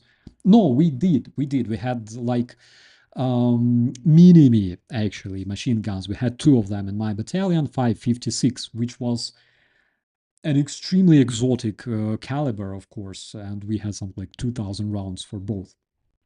It's 2015. And we also had Fort 221, 224 rifles, which is basically copy of Israeli Tavor, but Tavor is 555 millimeter, and this one is 5.45 because it's made in Ukraine. So we had some of equipment, but we could not be even compared to Cord, the Ukrainian SWAT, and I know that several guys tried to actually pass the selection program to Cord, including myself. I didn't pass the selection program because I was on a deployment. It was cringy as fuck, my friends, because I applied to the selection program and I'm in the Donbass, and the guys call me and say, "Oh, so you have this selection program starting like next Monday." I'm like, "I cannot go. I'm on a deployment in Krasnohorivka, all right?" And they're like, "Well, then goodbye." I'm like, but can you make an exception, please? I mean, I will return from the deployment and I can pass the selection program. They're like, "No, thank you very much, goodbye." So, so it was like that. What about flashbangs? When did they become a thing? I think later in 2016. Um, Actually, no. Actually, we did have flashbangs. We did have flashbangs. We had them since the Revolution of Dignity and even before. We had plenty of Ukrainian made flashbangs. We had plenty of Russian made flashbangs, actually, that were delivered to Ukrainian Berkut in order to fight the activists at the Revolution of Dignity. So we did have flashbangs back then, but my battalion specifically never used that. Speaking of tactical equipment, we only had ballistic shields. Basically, that's kind of it. All right. So ballistic shields we did have. That's all. Um. So kind of yeah. I would call my former battalion something like poor man's SWAT. That's what we were.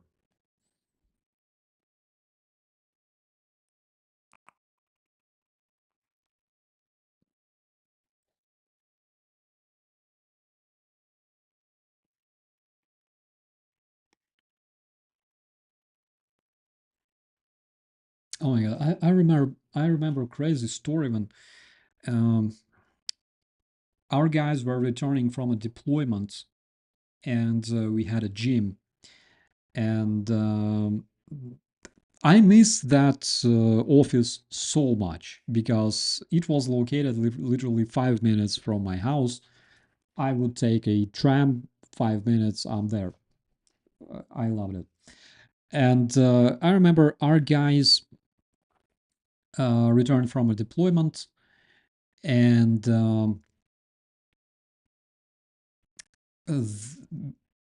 they arrived early in the morning, and they were literally sleeping in the gym, waiting for the commander to arrive and everybody else. So they basically had all of their equipment and weaponry with them. And one of the guys didn't unload his rifle. So his AK still had a round chambered in it. And it was 545. All right, because majority of us had AKMs, which is 7.62 millimeter. Um, Small number of us, for reasons I cannot explain, they had literally AK-74s or those Tavor slash Fort, and those are 5.45 millimeter. So this guy had 5.45 millimeter, obviously AK-74, and he had a round chambered, which is a no-no, all right? When you're in Kiev, in your headquarters, it's a no-no, of course.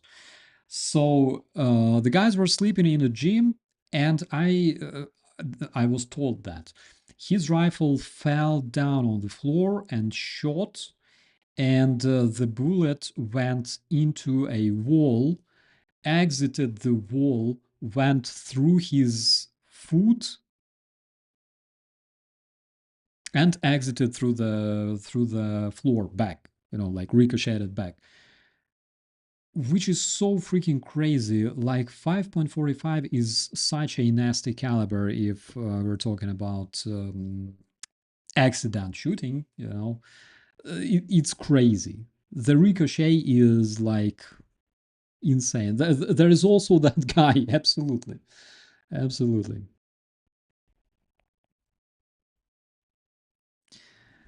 Uh, there are so many stories. Like 1.5 years in the Special Force Police Battalion, actually, uh, is like worth 3 years in the National Guard. Seriously, considering what was happening at the front lines, considering what was happening in like peaceful life back in Kiev during our patrols. Oh my god,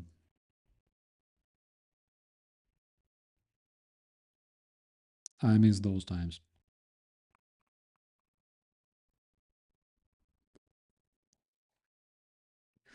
AKs were funny, a fully modular gun that was incompatible with any other model of the same gun produced in another country. Oh yeah, and actually, for example, no safety on the gun. There is a safety. There is a safety, but sometimes when you have that guy, because there's always that guy wherever you go, sometimes he probably forgets to use the safety. So actually, AKs are so cool. So you have like parts of the AK, right?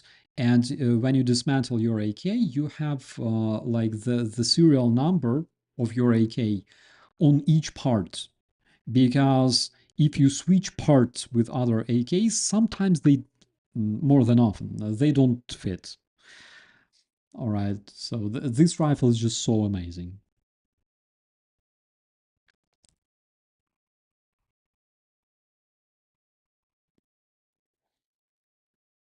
Life hack for people with a gun: don't shoot yourself. 100%. Don't shoot you. Whatever. Don't shoot others. That's the main thing. All right. We had several cases. I remember myself. One of my guys. Actually, in my battalion, we had several companies. I'm not sure how it looks like. For example, in the United States, in Ukraine, we have, for example, battalion, like our special battalion that consists of 3 or 4 companies. We had 4 companies, and we had a special force company. In the special force battalion, we had 2 less special companies, and we had a special force platoon, which I was part of. The guys called themselves Team. Initially, they were planned to be a separate company, but effectively they were platoon. There were not a lot of people. They called themselves Teen or Shadow, and actually those were training like SWAT team. They were training to clear the houses. They were trained in terms of CQB, but they also trained in terms of field combat. We escorted the air reconnaissance groups in Donbass. We had specific training for that as well, and of course, like filtration measures. All right, searching for sabotage and reconnaissance and spies and things like that. So those guys were really cool. I remember like we had several training sessions that left me literally uh lying on the ground and praying to like literally end my suffering right there. It was so bad. And the story when they buried me in a pit and I was almost completely eaten by ants. That's from those days. It was kind of fun. Poor man's SWAT, my friends. Sometimes people call me special too. What can I say? Uh, I don't know. Maybe in some of the maybe in some of the upcoming episodes we will talk more about my service in the police, because I miss those days actually.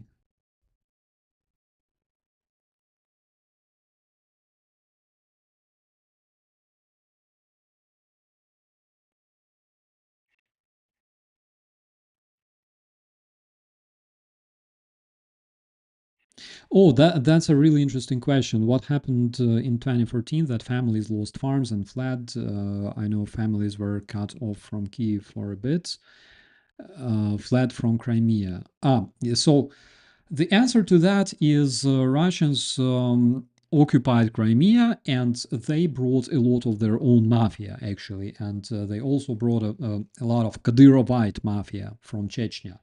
And Kadyrovites were known for literally raiding businesses. So a lot of people from Crimea who had their businesses there, they lost their businesses. They were literally blackmailed. They were like, dude, give us this territory. For example, we want to deploy a battalion of Kadyrovite Chechens um, in your field, all right? And if you refuse, then you will get you will disappear, basically. You will be sorry about that. Eventually, Russian mafia acquired all the resorts on the southern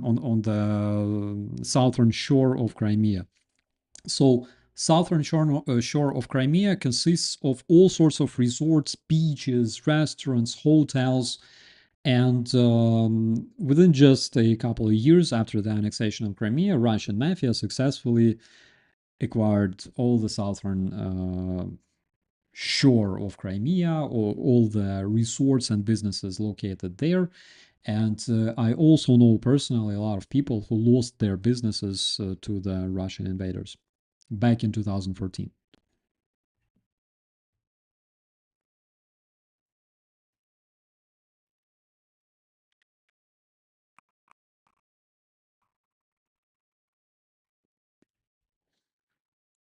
The movie Red Dawn would be a cringe critique also. The movie Red Heat will be a cringe critique, because that one is brutal.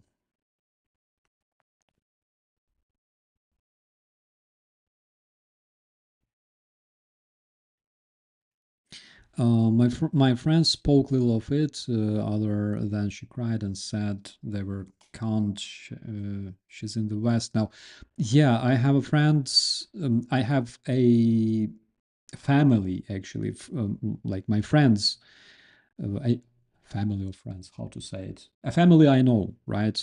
Who went to Poland actually after 2014. They went to Poland, like the whole family. Like there's a lot of kids in that family, and um, did you play at least one Black Sabbath tune or Ozzy tune in memory of Ozzy? In fact, I did. Mama, I'm Coming Home. That soundtrack is playing in my car like these days, because the era is finished. I think the era of Ozzy Osbourne is gone, unfortunately. It's like it's the end of an epoch. Um,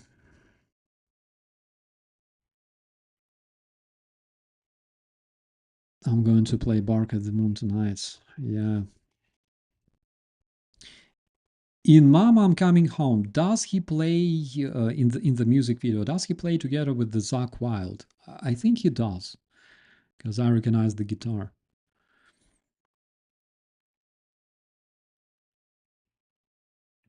On my guitar, Test Rabbit, I don't have my guitar with me. unfortunately. I sold it, and I do regret it, but I sold it way before the Russian annexation of Crimea. Oh yeah, by the way, Aziza was wearing Aussie shirt during our previous stream. Yeah. Yeah, Mama, I'm Coming Home. That's like my favorite song ever, I think.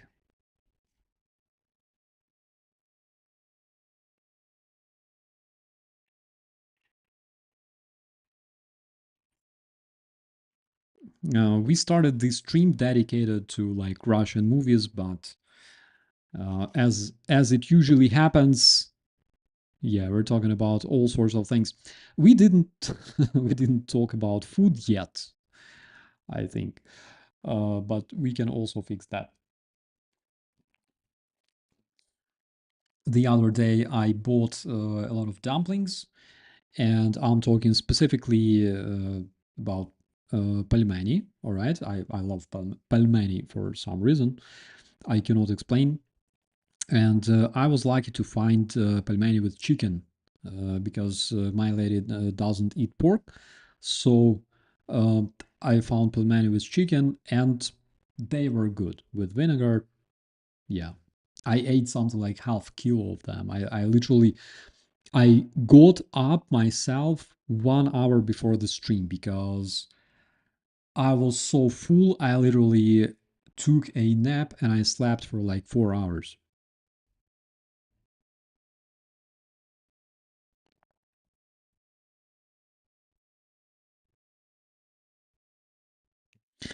I broke a tuning peg of my guitar yesterday. Oh my god, I'm so sorry to hear that. Uh, what is your tune, by the way? Because I would usually tune my guitar in like drop C or even. No, I think it was like drop C usually. And my friends would make joke at me and say that it's not low enough.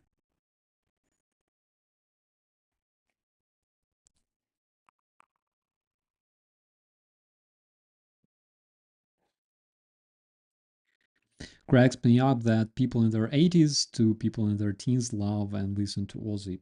Well, because Ozzy is classic, I think. It's like, it's like listening to heavy metal.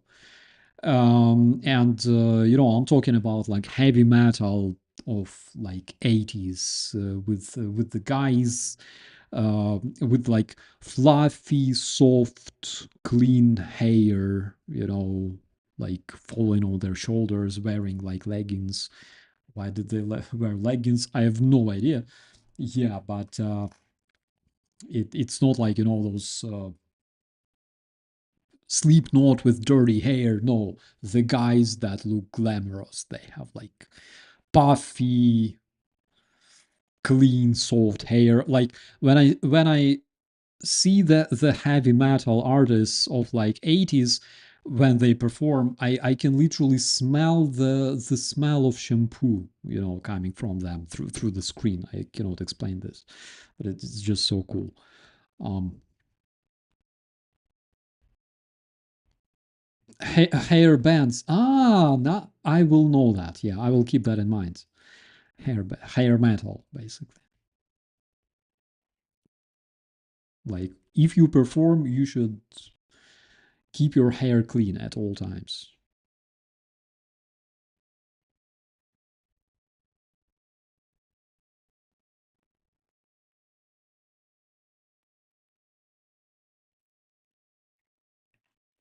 I, for one, am a basic standard E and drop D guy.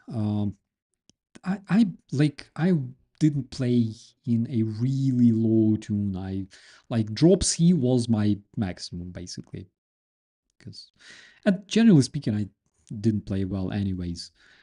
All right, because I played keyboard, I played guitar, I played percussion, and a bit of drums. All right. What does it mean? It means that if you play a lot of musical instruments, it means that you suck at all of them. which was exactly my case.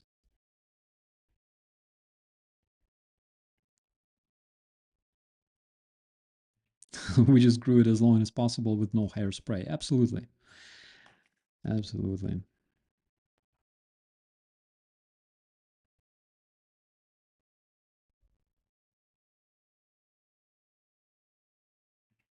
Also couldn't even talk properly when I met him at Stonehenge in the 70s. Oh my god. Yeah, we've all been there.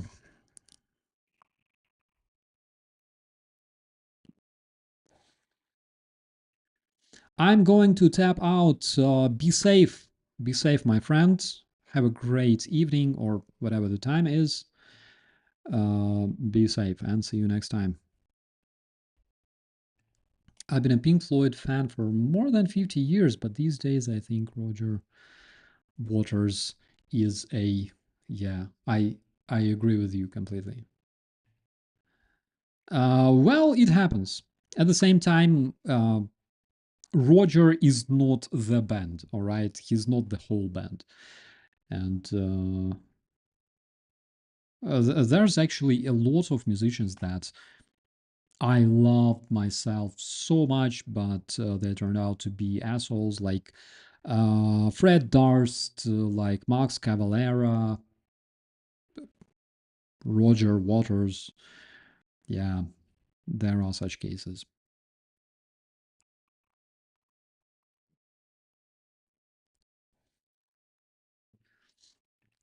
I played a custom-made silver Fender Stratocaster in 70s.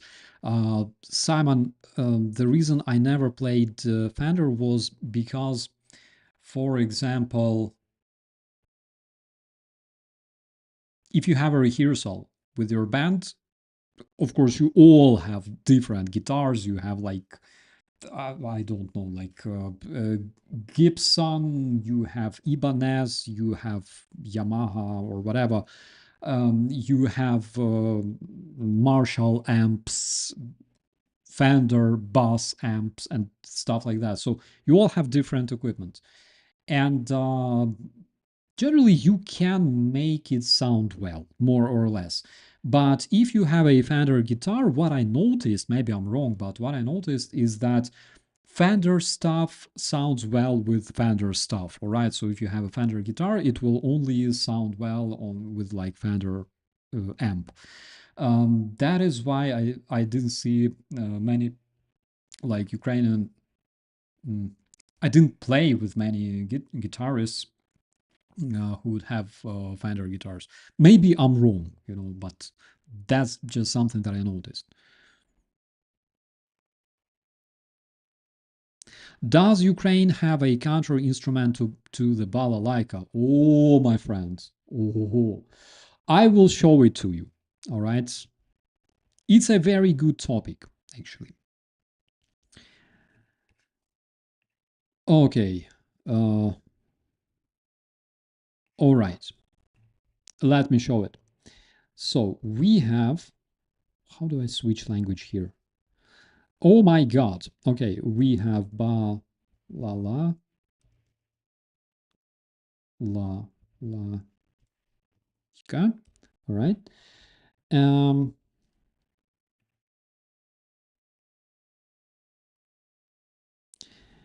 Okay. We have a balalaika.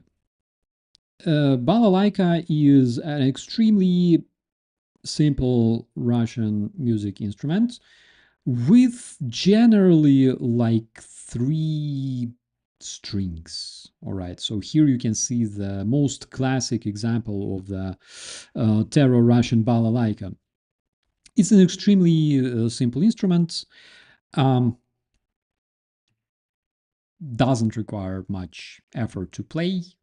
All right, that is you that is very interesting, by the way, because that is a woman wearing Russian fafudia, Ukrainian vyshivanka, and holding Russian balalaika. That is some freaking hybrid that I cannot accept, that my eyes, will just start bleeding instantly. So this is Russian balalaika. Like 3 strings, you don't need more. All right. What is the Ukrainian counter weapon to Russian balalaika? This is, oh my god, this is bandura. All right. This is the national Ukrainian instruments. I am not really sure how many strings are there because I'm not an expert in banduras, but there's a lot of them, all right? And in order to play bandura, you actually need something that we call talent, all right? You gotta be at least a bit talented in order to play Ukrainian bandura because this stuff has a lot of strings. This stuff requires a lot of skills from you to be able to tune it, hold it properly, and pick proper strings when you play because that stuff is complicated. People study playing bandura for like many years. I studied in the Kiev National University of Culture and Arts as a PR specialist, and above us there was a class for like bandura, for generally for musicians, for vocalists, and everybody else, and they were like learning how to play bandura. They spent many years learning. So that is a Ukrainian counter weapon to the bandura. And by the way, you guys, you gotta check out how it sounds because that's the sound is so cool. That guy, by the way, on the picture, that is what we call kobzar. So in Ukrainian culture, there were like traveling prophets.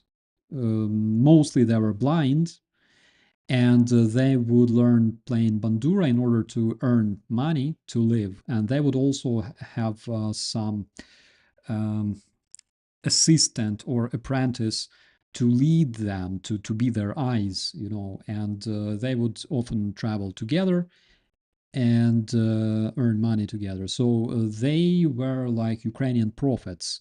We call them kobzar, right? And this is what they look like. Okay,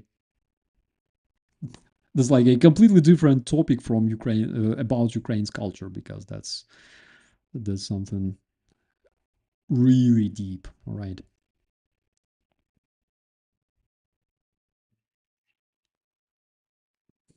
Talent and 20 fingers on each hand. Oh my god, you're so right because that stuff is really complicated. That is, it's crazy actually.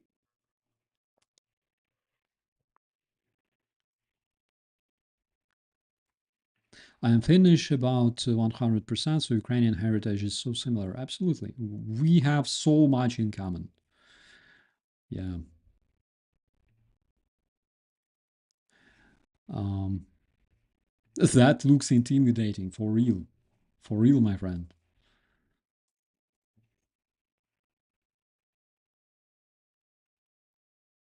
I need to hear the bandura being played. Uh, you can Google, I think you can find it on a YouTube. There's a lot of like Ukrainian folklore songs that you can hear, and also a lot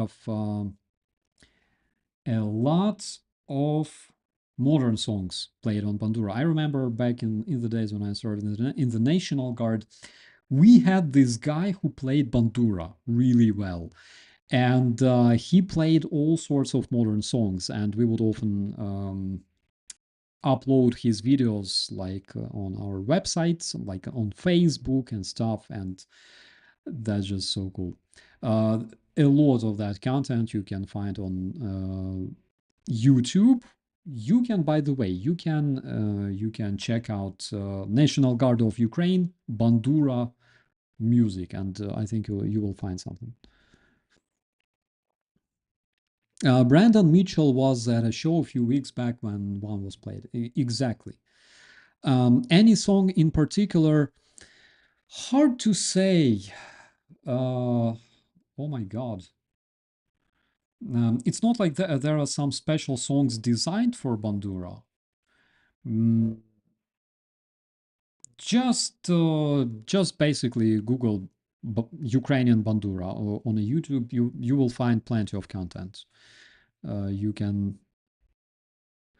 Yeah, Kobzar, same in Romanian, but in Romania they play Kobza. So in Ukraine they play Kobza and Bandura as well. So it doesn't matter much. They were generally called Kobzar for the reasons for the reason they were playing Kobza, but they also played Bandura.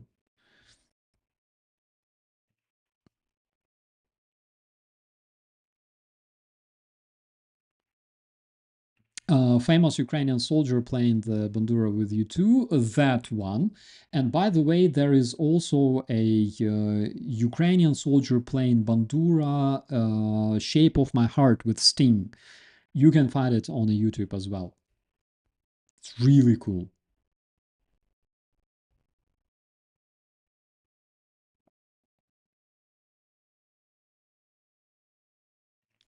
My grandmother played accordion like Arthur is still a wonderful memory. Oh yeah, oh yeah. I think my grandfather also played accordion. Or was it bayan? No, it wasn't bayan. It was accordion, 100%. There were keys, like piano keys. So yeah, it was accordion.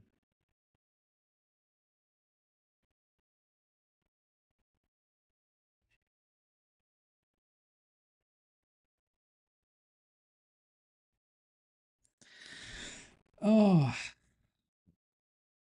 we had a guy back in my police battalion, a guy who played guitar so well. He was our medic, and it's very interesting that up until this year, in the Special Force Police Battalion, we didn't have official medics, like official medical service. It's like it's crazy because we had medics, we had people with training and responsible for that, but officially in the system, all right, of the Ministry of Interior, we didn't have medical service at all, which was interesting. And the reason we didn't have them was basically because there is no country where you have like a combat brigade made from policemen who fight at the front line. Ukraine is the only case, only known case where such thing exists. So uh, I believe the medical service in the system of the Ukrainian National Police only emerged like either this year or last year. Yeah, but the guy played guitar. He would take this guitar with us on a deployment. I remember it was really really cool.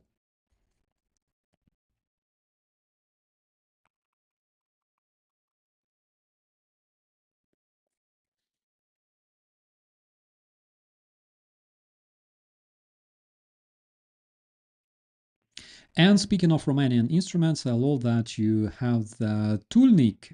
At least that's how we call them. Really long blowing instruments. Yeah, in Ukrainian language, we call them trembita, actually. So this is an instrument really specific to Western Ukraine, which borders Romania, and like generally we have very similar culture there with Romanian people, like those Ukrainians living in the West Ukraine, like Carpathian Mountains, because as you know, Romanian famous region of Transylvania is it's basically located in the Carpathian Mountains that Ukraine and Romania share. So we have a lot of very, very common things there. Speaking of like national clothes, right? Like ethnic clothes, and also musical instruments. So I can confirm that we have like those huge pipes that sound like elephant, you know, screaming or something. It's really, really cool.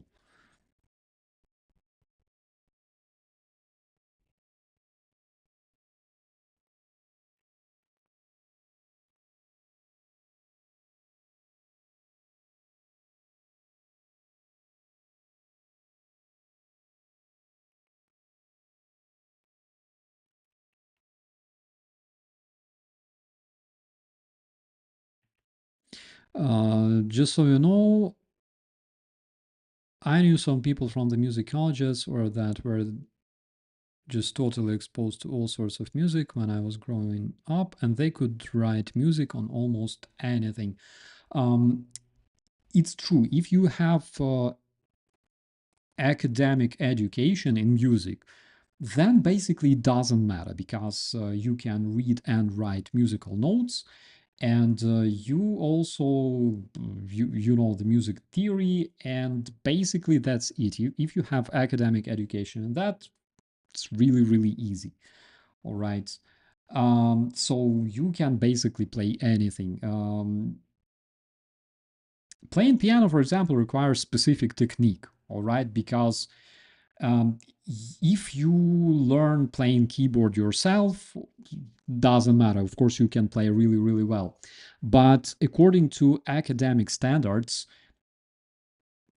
each of your fingers corresponds to specific key. All right, you cannot press this key with a different finger, which is crazy, which is like very hard to understand.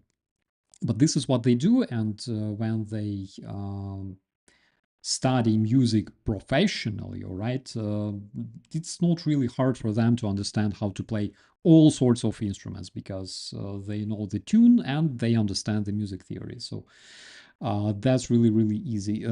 Music theory is like, if you want to explore it, uh, check out Google Apps or like Apple Store on any of your gadgets and download Circle of Fifths. Just if you want to get more acquainted with musical theory, that is, that will like steal a lot of your time. Trust me, it's extremely interesting.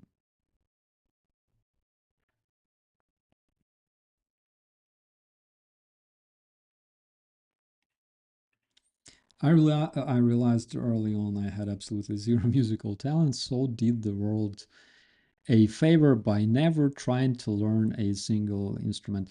Um, so it's like this: you play for yourself, all right?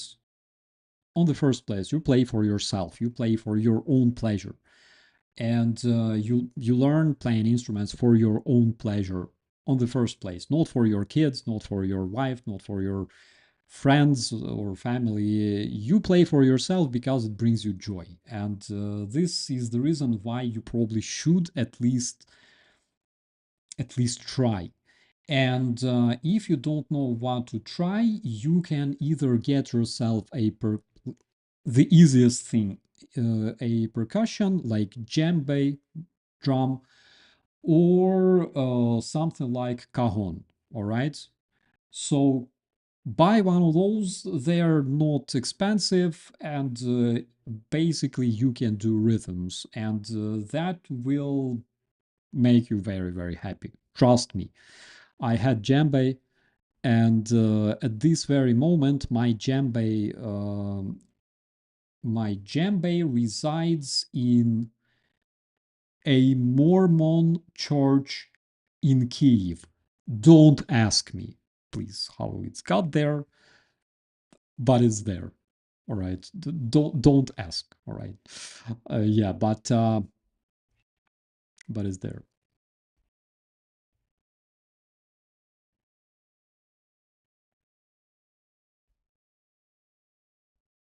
Bongos are fun, absolutely.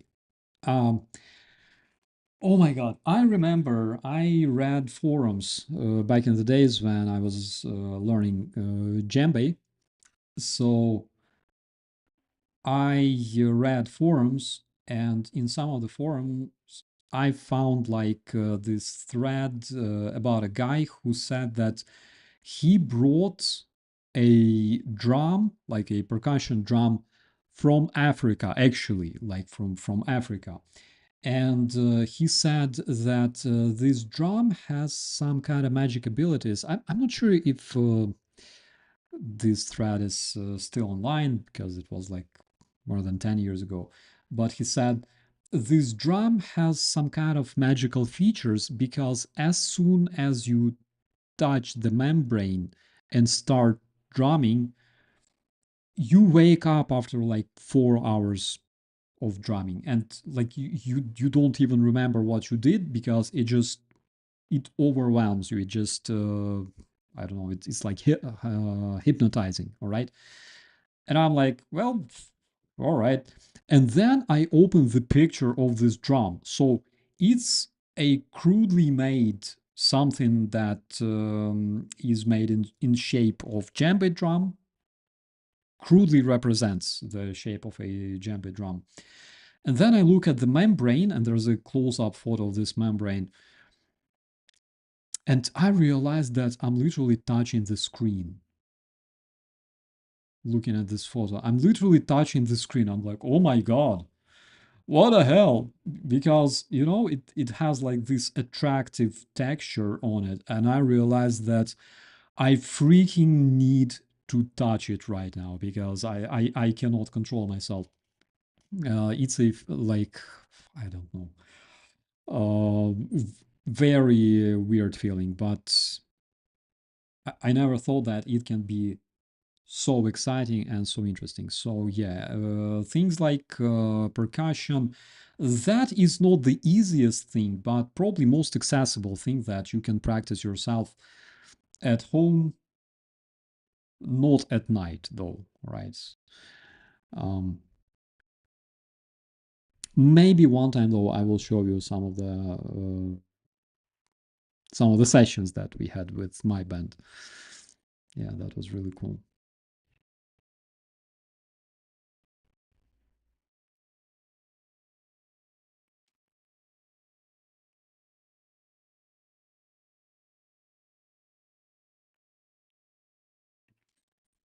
I think at 70, I think at 67 years old, I'm a little too far gone for learning to play.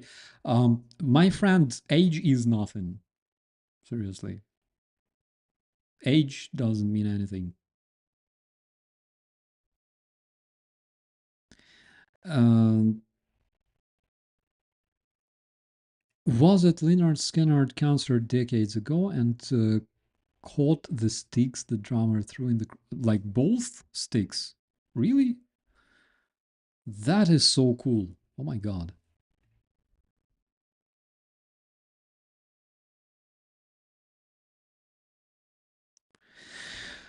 Oh, okay. Oh my god. I joined a conga drum circle in the 80s to relax. We have this place in Kiev called Museum of Ukrainian History, and that place, for reasons I cannot explain, it has some like really good, let's call it like good energy. You always have like good feeling when you visit this place, and it's some of the most ancient sites in Kiev actually. And from that very place, you can actually see those hills that Kiev was born on, right? That the very, very first buildings in Kiev were built on. And right there, we usually have like sessions of percussionists, my God, percussion drum players. They would usually gather there like 10, 20, 25 people, and they would just sit there and drum, and that is just so cool. Oh my god.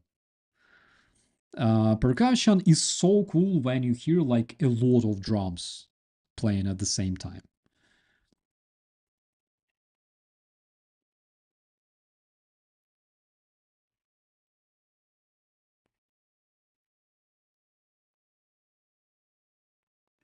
We also wrote interesting musical pieces under the influence of mushrooms. Uh, I can relate to that, because, for example, I also write a lot of music under the influence of mushrooms. I prefer champignons, all right? Champignons with like garlic and horseradish. That is just so good. Doesn't change mind much unless you eat a lot of champignons, but generally they're nice.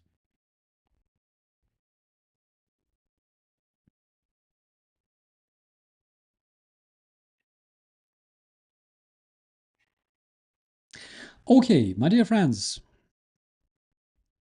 I think I will be going straight to kitchen again. It's like 2:30 in the morning. Um,